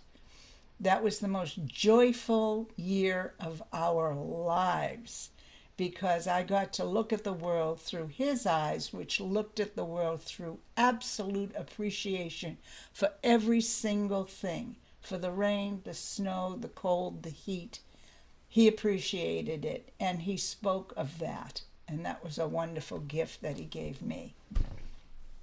So beautiful. Yeah, I would think that would be a great reminder, like it was for Carla, that if you are in a situation where you lose the ability to do things that were really important and maybe central to your life, to reframe it, as you're saying, and look at, well, what am I able to do? And that could very well open up some new doors beautifully. If it's okay with you, panel, I would like to look at that second paragraph that Diane referenced, where they said, know that you are a body to be broken in service, and therefore give yourself, bless your sacrifice, break that body, offer it up, and rejoice. We're going to look at another passage relating to an archetypical mind, and this is the significator of the body, one of the 7 archetypes of the body. On February 13th, 2010, Quo said, and this has been edited for brevity, being born into physical incarnation is that which is done responsibly and carefully, with great thought and for a reason. And as incarnation is contemplated, there is the hope in each breast that they may be harvesters, that they may know and see and understand the centrality of love, that they may reach out during their time here to change darkness to light, sadness to joy, fear to love, dissension to unity, anger to peace, that they may be agents of the truth which every cell of every body carries within it, and which, within the illusion of third density earth, is veiled from the conscious awareness of each person who has chosen to come into incarnation. It is the hope and the intention of the soul before entering the valley of the shadow, that within these shadows, paradoxes, and mysteries of life as experienced upon your planet, there will be that moment of remembrance of why the sacrifice was undertaken. And it is hoped that that moment of remembrance may so illumine the soul within incarnation that the remainder of the incarnation will be one of joy, peace, and bliss. For the mists have been penetrated, the mystery has been solved, and the answer to sacrifice is love. For love moved each of you to embrace this experience, this parenthesis in eternity, as the one known as Joel calls it. And within this tiny shape of a life, this momentary span of your years, once you have awakened to the love within you, you have the opportunity so to shape and intend and offer your life that the riches of that love shall spring forth anew every day, falling like coins from your pockets and turning the world into heaven.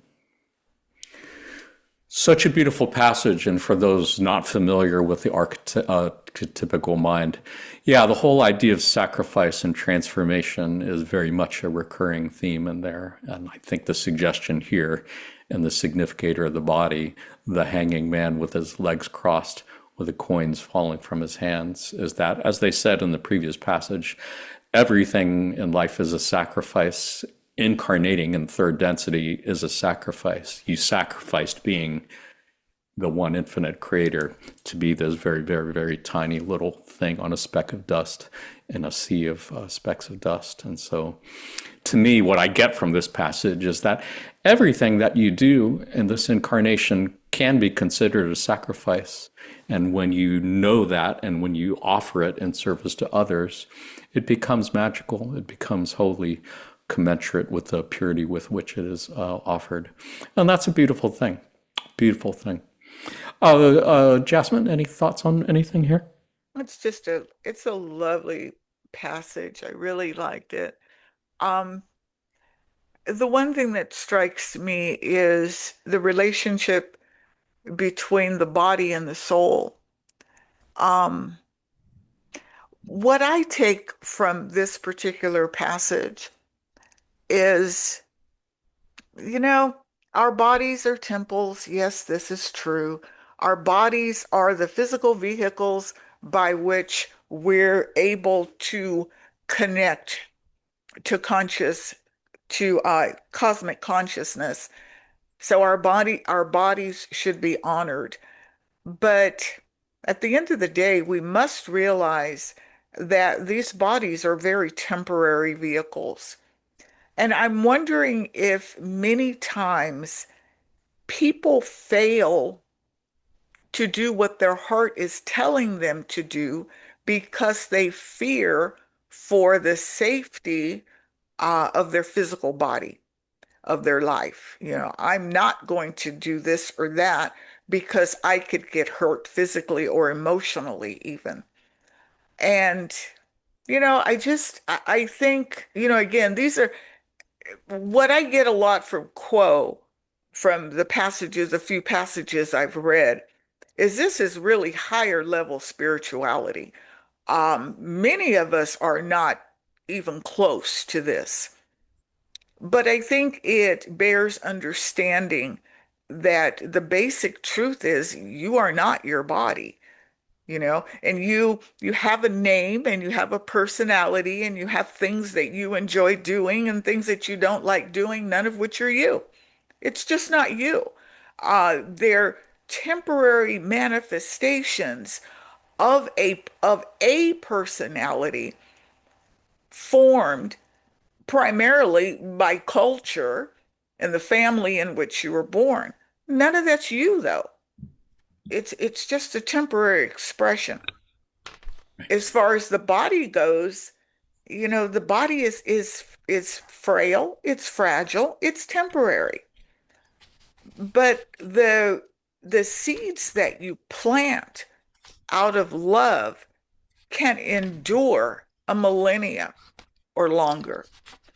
And so I just think that the passage itself is beautiful, but Quo leaves a lot for us to aspire to be. And that's my thoughts. My thoughts. So beautifully said. Yeah, I really appreciate that. It was reminding me of a passage that I read quite a while ago, and I'm not sure if I can find it, but they said something to the effect that your physical body is basically a second density animal that volunteered to be a carrier for your spirit so that your spirit could have the experiences that it came here to do.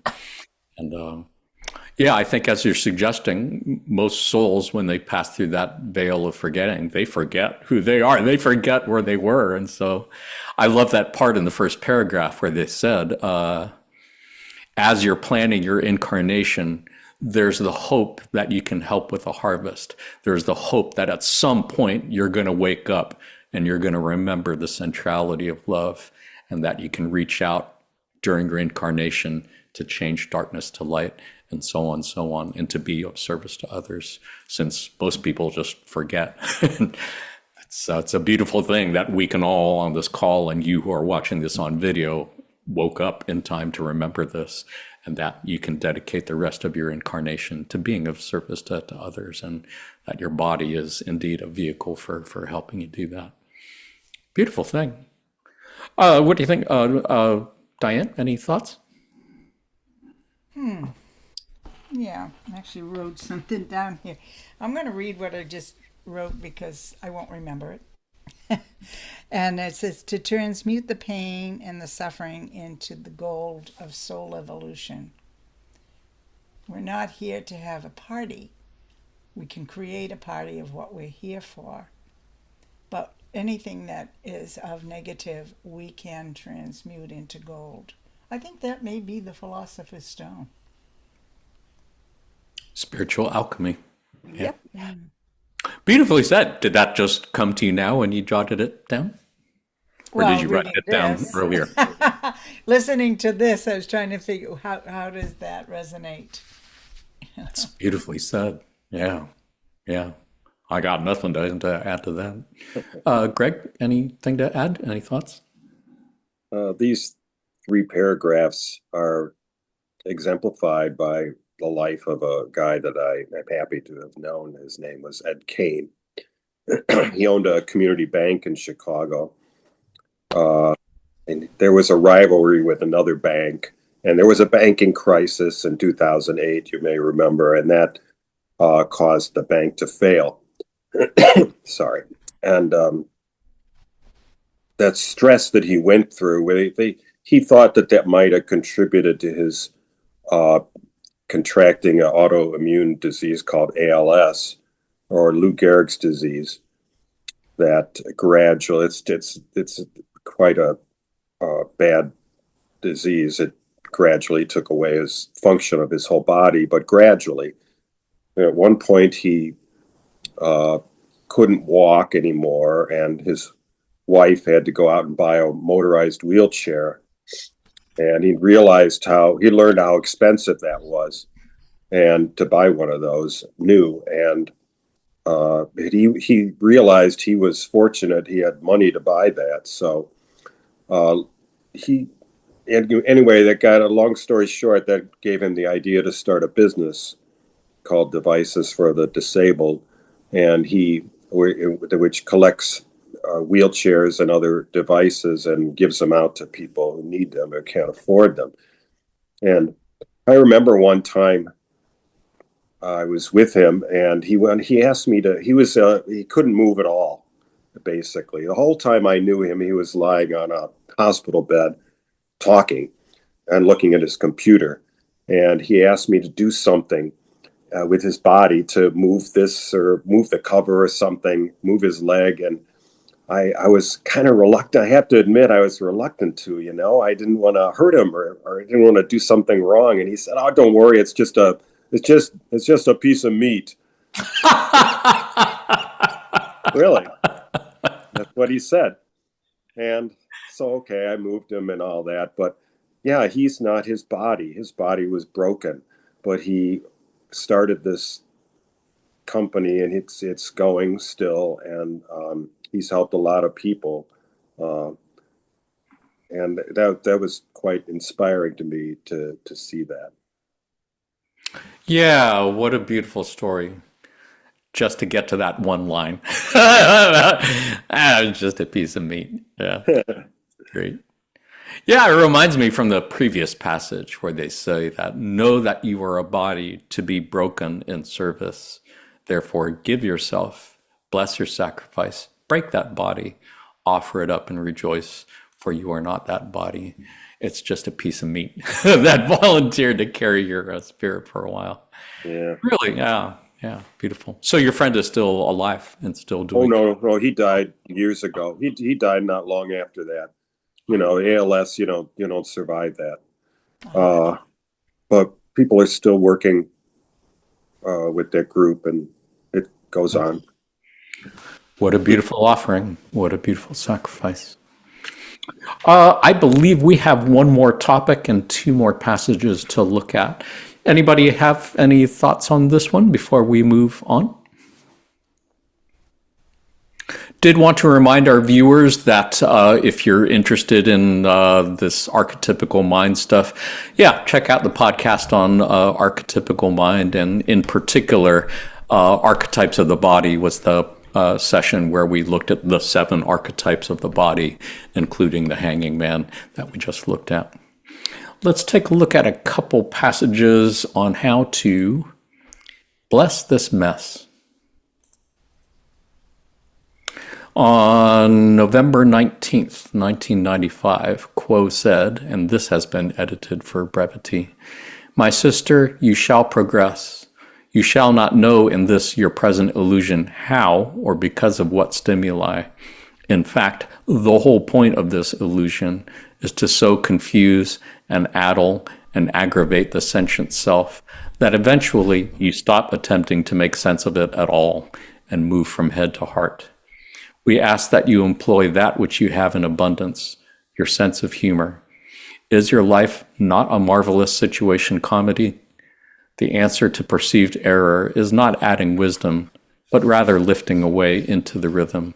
Lift when you experience this frustration and pain. Lift and laugh at the well-termed human comedy. There is great humor in the infinite creator. We have one last suggestion in this regard, and that is that you adopt for yourself the motto, bless this mess. Yeah, that second paragraph really reminds me a lot of what Jasmine was saying about surrendering and what Greg was saying about transcending. I think that's what they're talking about here. Diane, any thoughts, reflections on anything here? I have learned well to laugh at myself. And that's a gift.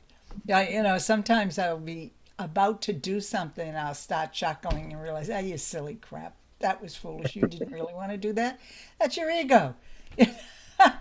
And then in reflection of things, hindsight is always the best side.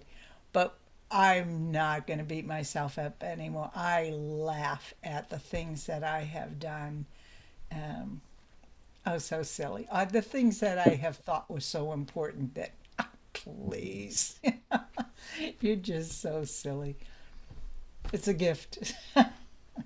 It's a great level of spiritual being, I would think, to reach that level where you can laugh at things that used to frustrate you, annoy you, or anger you. It's something I'm dealing with all the time for sure. Greg, any thoughts, reflections? When I was working in the hospital, it was rare to find a patient who could look on their situation with humor. But there was one.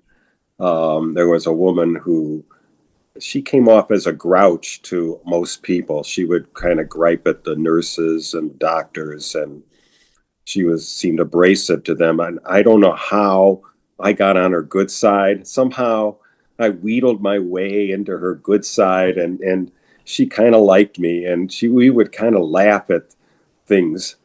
And I don't remember things that she said. She said so many funny things. But I remember there was one doctor going by, and he came in to talk to her like doctors talk to you, and like, blah, blah, blah, blah, blah.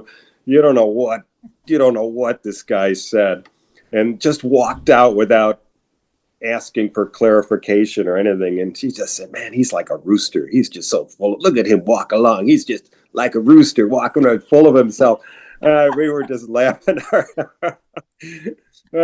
was so appreciated her courage, to being able to laugh and make jokes. And I was so glad I was on the good side. For sure. But that's I thought you were talking about Peggy there for a minute. Well, she's always laughing at her situation. She's had serious health issues, and she maintains good humor about it and a good attitude, and that inspires me too. But I guess that's a way of blessing this mess. To look at it with humor and with a smile.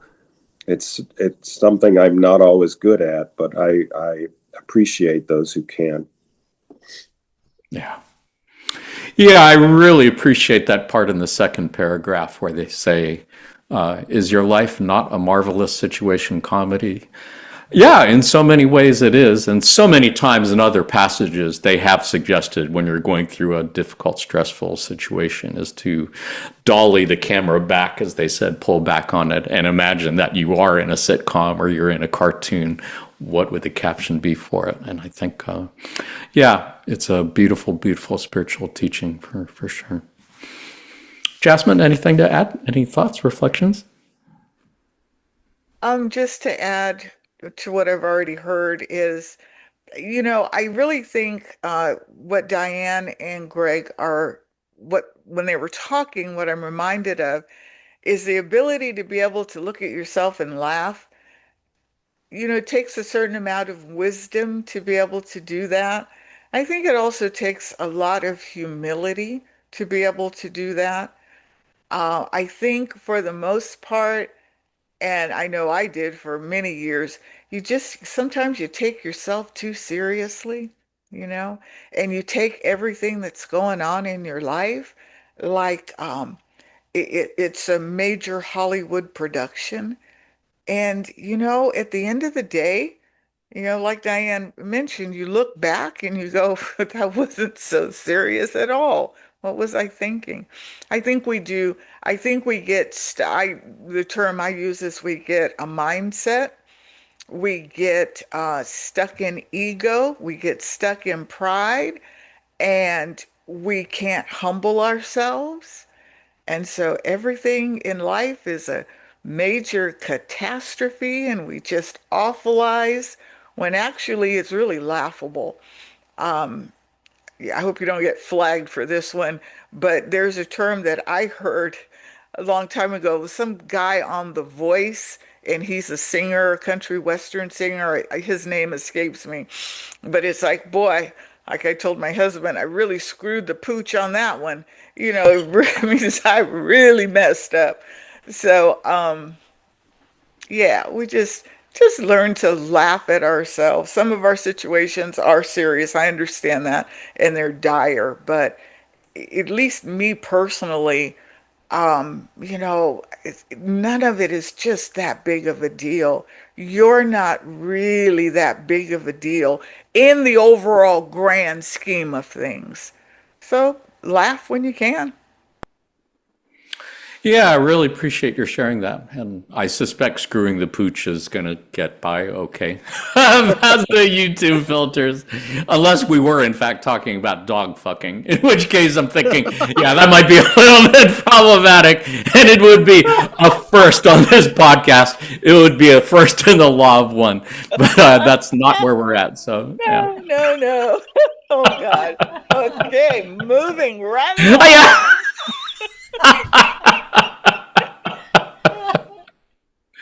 There was some passage I read a while ago, and I'm pretty sure I included it in one of our podcasts, and I don't remember what it was. It might have been the death one. It might have been the one that Greg was on the panel for, because they were saying something to the effect that you have control over your life and your destiny from the beginning of it to the end of it. You planned it all pre-incarnatively, and that you're kind of like the director and the actor and the producer of the movie. So you can make it a drama or you can make it a comedy. You can make life feel like you're in a horror film, or you could actually make it a comedy. And they said that after you leave this incarnation and your post-incarnation review, you'll get more points for making it a comedy than making it a tragedy. So beautiful lesson. I wish I had that passage handy, but I don't. I do remember that, though, actually. To do Maybe that, it was in that session then. Yeah. yeah, to do that requires, as Jasmine said, wisdom, and it requires you to pull back a little bit from your life and not take it so darn seriously. Yeah, it's not easy, but if you can do it, you have really blessed the mess, I guess. It is. It is. I think it is magical. It is changing your consciousness at will, and that's powerful stuff. Got one more passage to look at. Anybody else had anything on this one before we look at one more? Sounds good. This is from July 31st, 2007, and Kuo said, "That which you know of the higher planes, that which you remember in a dim or not so dim way, bring into your heart and let it bless the environment that you see before you, just as it is. You are not here to clean it up. You are not here to make it right. You are not here to fix it. For all of the outer world is an illusion. You are here to love it. Take the world in your arms and embrace it. This is how you came to serve. This is your glory and your crown. Wear it well and rejoice in being here." So beautiful, and reminds me again that all of these words came through the process of channeling. The person who was saying this really was not aware of what words were coming out of their mouth as they're speaking them. And I would imagine to look back at this, it's just such a beautiful thing. There's so much wisdom and there's so much love and so much compassion, especially in a time where the outer world seems so crazy and tumultuous and chaotic and maybe seemingly negative. To suggest that you're not here to change it, you're not here to fix it, you're here to love the world as it is. That's challenging enough. I think it's both a really beautiful and liberating and empowering thing. I love it. Greg, any thoughts on this one? I think of a quote by David Hawkins, who wrote a book called Power versus Force. And I have to paraphrase this. I didn't write it down, but it goes something like, "We change the world not by what we do, but who we are. It's your presence." And I didn't learn that until, it took me a long time to learn that, because my what I have been taught and what I've been trained to do is to fix things, to get in there and fix them. And it's so much better to just sit and listen, actually, and just be. Yeah. Yeah, Quo has said it many times, and it's something that has taken me a long time to learn, that if you really want to change the outer world, the best way is to change the inner world. And if you want to make peace in the world outside, making peace on the inside is really the best way to do it. And I have found that to be true. It took me a long time to find it, probably longer than most, but I did find it. Yeah. Maybe it's when you try to fix something and you realize you can't really fix anything, that you give up. Miriam can tell you I suck at fixing things around the house. So yeah, for sure. Yeah. Jasmine, anything to add?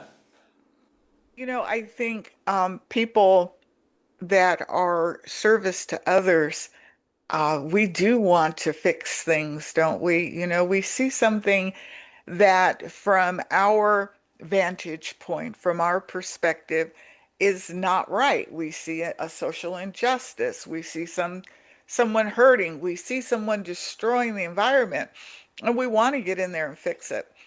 And the reality of it is, and this is that surrender and acceptance that I was talking about an hour ago. You're not here to clean it up. That's not your job. That's not why you're here. You're not here to make things right. You're not here to fix it. But you are here in this space at this time, I believe, to evolve yourself. And so fixing the environment is a noble thought. It's a noble cause. But that's not really why you came here, I don't believe. That's not why I came here. Um, I do see many people struggling um, with so many different issues that are not right. And as you alluded to, Jonathan, particularly right now, there seems to be so much that have gone amiss out there. And you want to get in and do something to make it right. But at the end of the day, it is very much like that analogy when you're in an airplane and there's a problem. They always tell you, put your mask on first before helping someone else put theirs on. And so the point is, if you haven't fixed your internal environment, how are you out there trying to save the smelt? How are you out there trying to save the old growth forests when your internal landscape has collapsed? So the idea is you're here to work on yourself. And it doesn't mean you turn a blind eye. The Bible says, am I my brother's keeper? I think to a certain degree you are. As one human to another, yes, I personally feel some responsibility to offer aid and assistance wherever I can. But I don't know that that is my primary function. Because I do also know later on in the Bible, they say, give a man a fish and he'll eat for a day. Teach a man to fish and he'll never go hungry again. You know, so I'm not sure if that's in the Bible. I'm not sure if I've seen that in the Bible. no, it's not in the Bible. I'm sorry. Yeah. That is an ancient, that is an African proverb, I believe. So yeah, I really like the idea of the outer world is an illusion.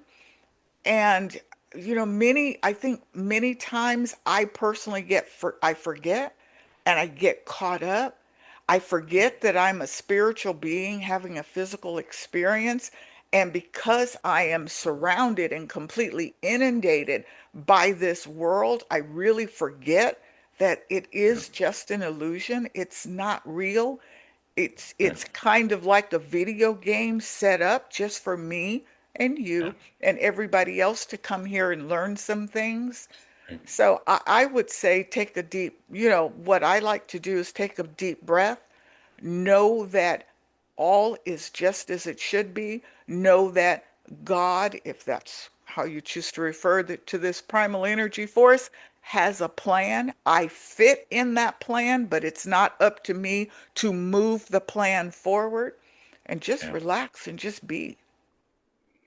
Yeah, there's subtlety here. There's nuance, and I think there's maybe even a little bit of reframing there because everything you said is true.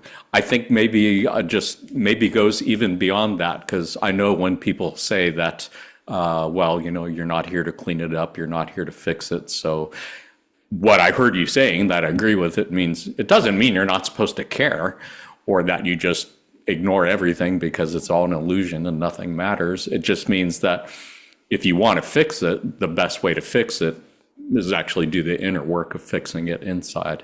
And that's a little bit different, I think. And it's certainly challenging enough for me, I'm sure.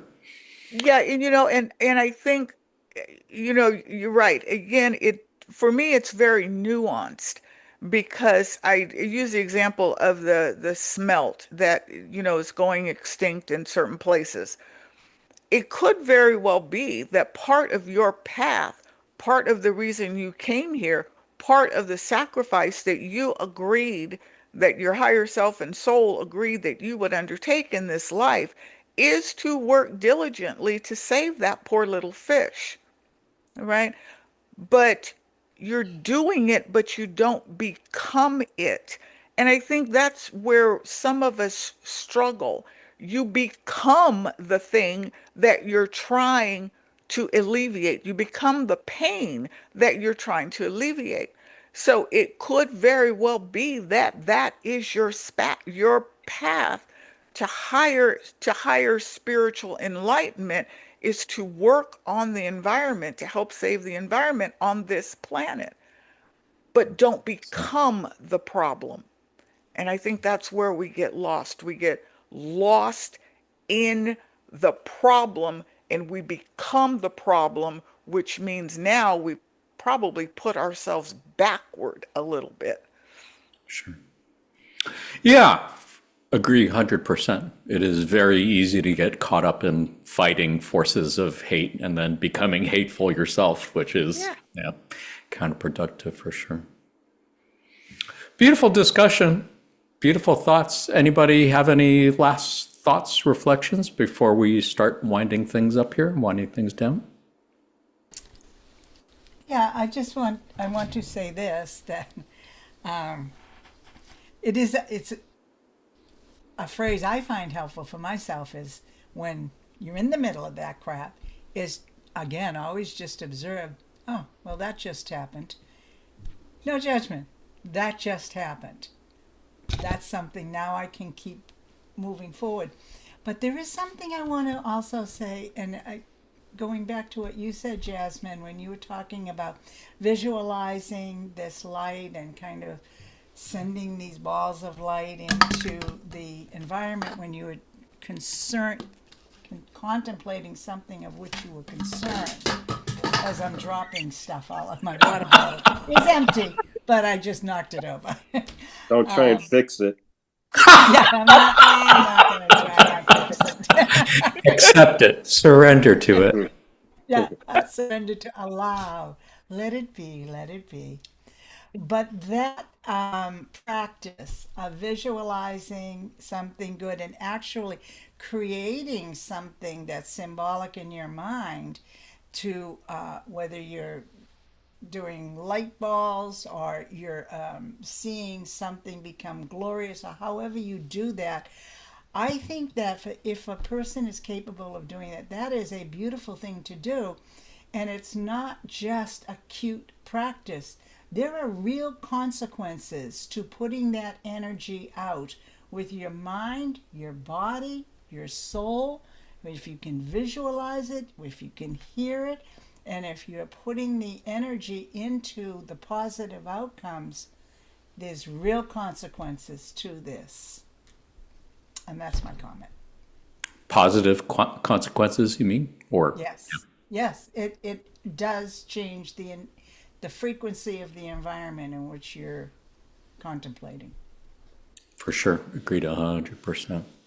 Hopefully, we've done a little bit of that here in these last 2 hours that we've been talking. Really love it. I'm almost sorry to see this end, but that is the last passage to look at. So if it's okay with you, let us go ahead and ask ourselves, where do we go from here? What are some good takeaway lessons we might have from our 2 hour conversation? I have 5 for your consideration. 1, yeah, if you can remember that bad experiences often help us more than these so-called good ones. That is kind of the point of the lesson here, the episode. And that the veil of forgetting is kind of like a closed book test. When we incarnate on third density, we forget that all is one, that all is a creator. We forget all our previous incarnations because the whole point of it is to see if we can learn to see creator, to see ourselves and others without knowing that already, and to love unconditionally. That's the closed book test. And that conflicts can help us see the other self as the creator, and to bless your sacrifices. You can make them holy, you can make them magical just by consciously making that an offering and a sacrifice in service to others. And bless this mess. See if you can develop a good sense of humor about all this stuff can certainly be very helpful on the spiritual path. Jasmine, any takeaway lessons of your own you'd like to add, or any last thoughts, reflections on the subject? Yeah, what I said for a couple hours ago, surrender to what is arising in your experience right now. Accept that all things are meant for your good. And if you can't see it, then meditate and say an affirmative prayer asking for the wisdom to be able to see the good in the situation that has arisen. Change whatever you can change, that you cannot change. Just have faith that a force that knows you better than you know yourself has your best outcomes in the forefront. It's called faith. For sure. Definitely have to do it on faith. Much appreciated. And for viewers who have not developed a meditation practice yet, check out our podcast episode on meditation, because I believe Jasmine was one of the panelists on it. And it was a great episode for sure, with a lot of tips and suggestions for folks who are starting on that path. Diane, anything want to add? Well, we frequently hear the term "it's all just a game." You're playing; it's an illusion. You're playing a game. Well, yeah, it is. It's my game, and I can choose the rules of my game. And your game, you can choose the rules in your game too. So choose wisely, and choose with love. Well said. Yeah, Carla Ruckert often referred to our third density incarnations as game of life, and wrote about it in her Living the Law of One book. And we had a podcast episode called Game of Life, where we went ahead and explored that further. So check that out, viewer. Greg, any last thoughts you want to share? Takeaway lessons of your own? The last passage about fixing things does make me think about these young doctors that I met in the hospital who would go around with our service or would go around with me sometimes to see patients. And sometimes they got really discouraged because they couldn't fix someone. And that's what they're taught to do. So they felt like failures. And if you, there was a danger that they could seriously get depressed and give up. And in every sense of the word, they could give up. And so I guess the last thing I would say is don't be attached to the fruit of your labors. That's a quote from Bhagavad Gita, the ancient text. But I would tell that to people, actually. Don't be attached to the fruit of your labors, because it's not your job to fix things, and keep a balance. Well said. Panelists, as always, I've learned a lot from you. Really love the conversation, really love the stories and the love and the wisdom that you've shared here. Thank you so much. Did want to let our viewers know that if you enjoyed this particular episode, you might want to check out our episode on looking for love, where we looked at passages about how to find love in places where it seems really hard to find, how to love those that we see as most unlovable. Or the episode on forgiveness, where we learned about the importance of forgiveness and stopping the wheels of karma and how to forgive those who we seem as most unforgivable. Podcast episode on control and acceptance. A lot of stuff we've talked about today. Episode on seniority vibration is about attaining a higher level of spiritual advancement through all of these things that we've been talking about today. That can in turn help you have more say in your next incarnations, because it's not over. Even if you graduate on this one, you have a lot more incarnations to go. And as you learn this stuff, you develop more seniority vibration that can help you in your future incarnations. And lastly, episode on laughter and the law of one. Laughter has been talked about so much, and the importance of sense of humor has been talked about so much in channeling sessions. This is a great episode where we looked at some passages on that. Otherwise, it is time for a pop quiz. Pop quiz, of course, is something we like to do at the end of our time together, just to end our otherwise serious conversations on a lighter note, and maybe look for Law of One lessons in pop culture. Since today's topic was about blessings in disguise, I thought we should have a pop quiz on movies that have some kind of noteworthy blessings in disguise, specifically these three movies. Panelists, have you seen any of these movies? Close Encounters of the Third Kind, Arrival, or Slumdog Millionaire? I did see those, yes. I've seen All three? Yes. Oh, nice. I've seen two of them, not Slumdog Millionaire. Nice.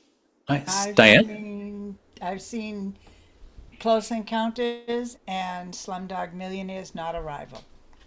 Oh, nice. Really good. Well, we're playing as a group today, so between the three of you, you've seen all three movies. Let's see how well you do. Great movies that all, I think, have some kind of element of blessings in disguise, starting with Close Encounters. In Close Encounters of the Third Kind, Richard Dreyfuss plays an electric lineman who receives subliminal messages in his mind, leading him to meet who? Is it A, extraterrestrial entities, B, his deceased father, or C, his future self? What do you think, panelists? It's extraterrestrial entities. Yeah, I vote for A also. Yeah. Also, A. That was what we call a softball question. I would think if you've seen the movie, that would be pretty easy. I think I actually had another pop quiz question that I left out about Field of Dreams, where Kevin Costner was receiving subliminal messages that led him to meet his deceased father, I believe. Yeah, I don't know if you remember this movie, but yeah, it was like not super pleasant for him. He was getting these messages that was causing him to build a giant clay devil's tower monument in his living room, and kind of estranged him from his wife and children, who I believe he actually ended up leaving at the end of the movie in order to get on board a spaceship and leave the planet. I'm not totally sure how much of that was blessing and how much of it was curse. Yeah. Well, there you go. There is the blessing and the curse.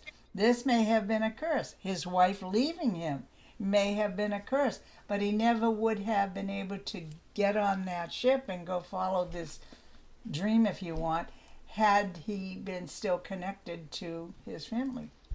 That's a good way to look at it. I'm not sure how his wife felt about it, but that would be topic for another movie, for sure. Well, as I recall, he met another woman that they traveled with to Wyoming, and they met a whole bunch of people who had the same kind of experience, and so he met a new kind of community. Yeah. But he did leave all of that behind, too, I believe, in getting on board the mothership at the end. Fascinating movie. I mean, I think that came out in the later 70s or something, if I remember correctly. And yeah, it was made a lot of impact on a lot of people, I would think, for sure. One of the few movies with ETs where they were portrayed in a relatively positive light as opposed to alien invaders, I suppose. Which brings us to our next question. How about this one? In Arrival, Amy Adams' character learns what from an alien species? Is it A, clairvoyance, B, telepathy, or C, telekinesis? Wow. Guess I would go for B. I think it's A. Okay, I'll give you a C. Oh, well done, team. Well done. The answer I had in mind, I believe, was A, clairvoyance, being able to see into the future. I suppose in some ways she might have made telepathic contact with the extraterrestrials. I'm not totally sure on that one. But for sure, the whole movie was based on the idea of circular time and that she was learning the language of these aliens, which enabled her to communicate and see the future. Yeah, she really learned a new language. That's right. She did. But, I mean, the whole blessing and curse thing, she saw that she was going to have a child with the Jeremy Renner character, but she also saw that that child was going to die of an incurable disease as, like, maybe 12-year-old or something. So, blessing. Spoiler alert. Yeah. Well, movie's been around long enough. If you haven't seen it yet, I think, yeah. Plus, I mean, it's a great movie, even if you know everything about the movie, even if you know the spoilers. I think the way that movie's made, it's just a really, really great movie. Yeah, it was terrific. Especially, I think, in the end, she has the choice of whether to have a child or not. And she still agrees to go ahead and do that, knowing what kind of heartbreak that she was in for.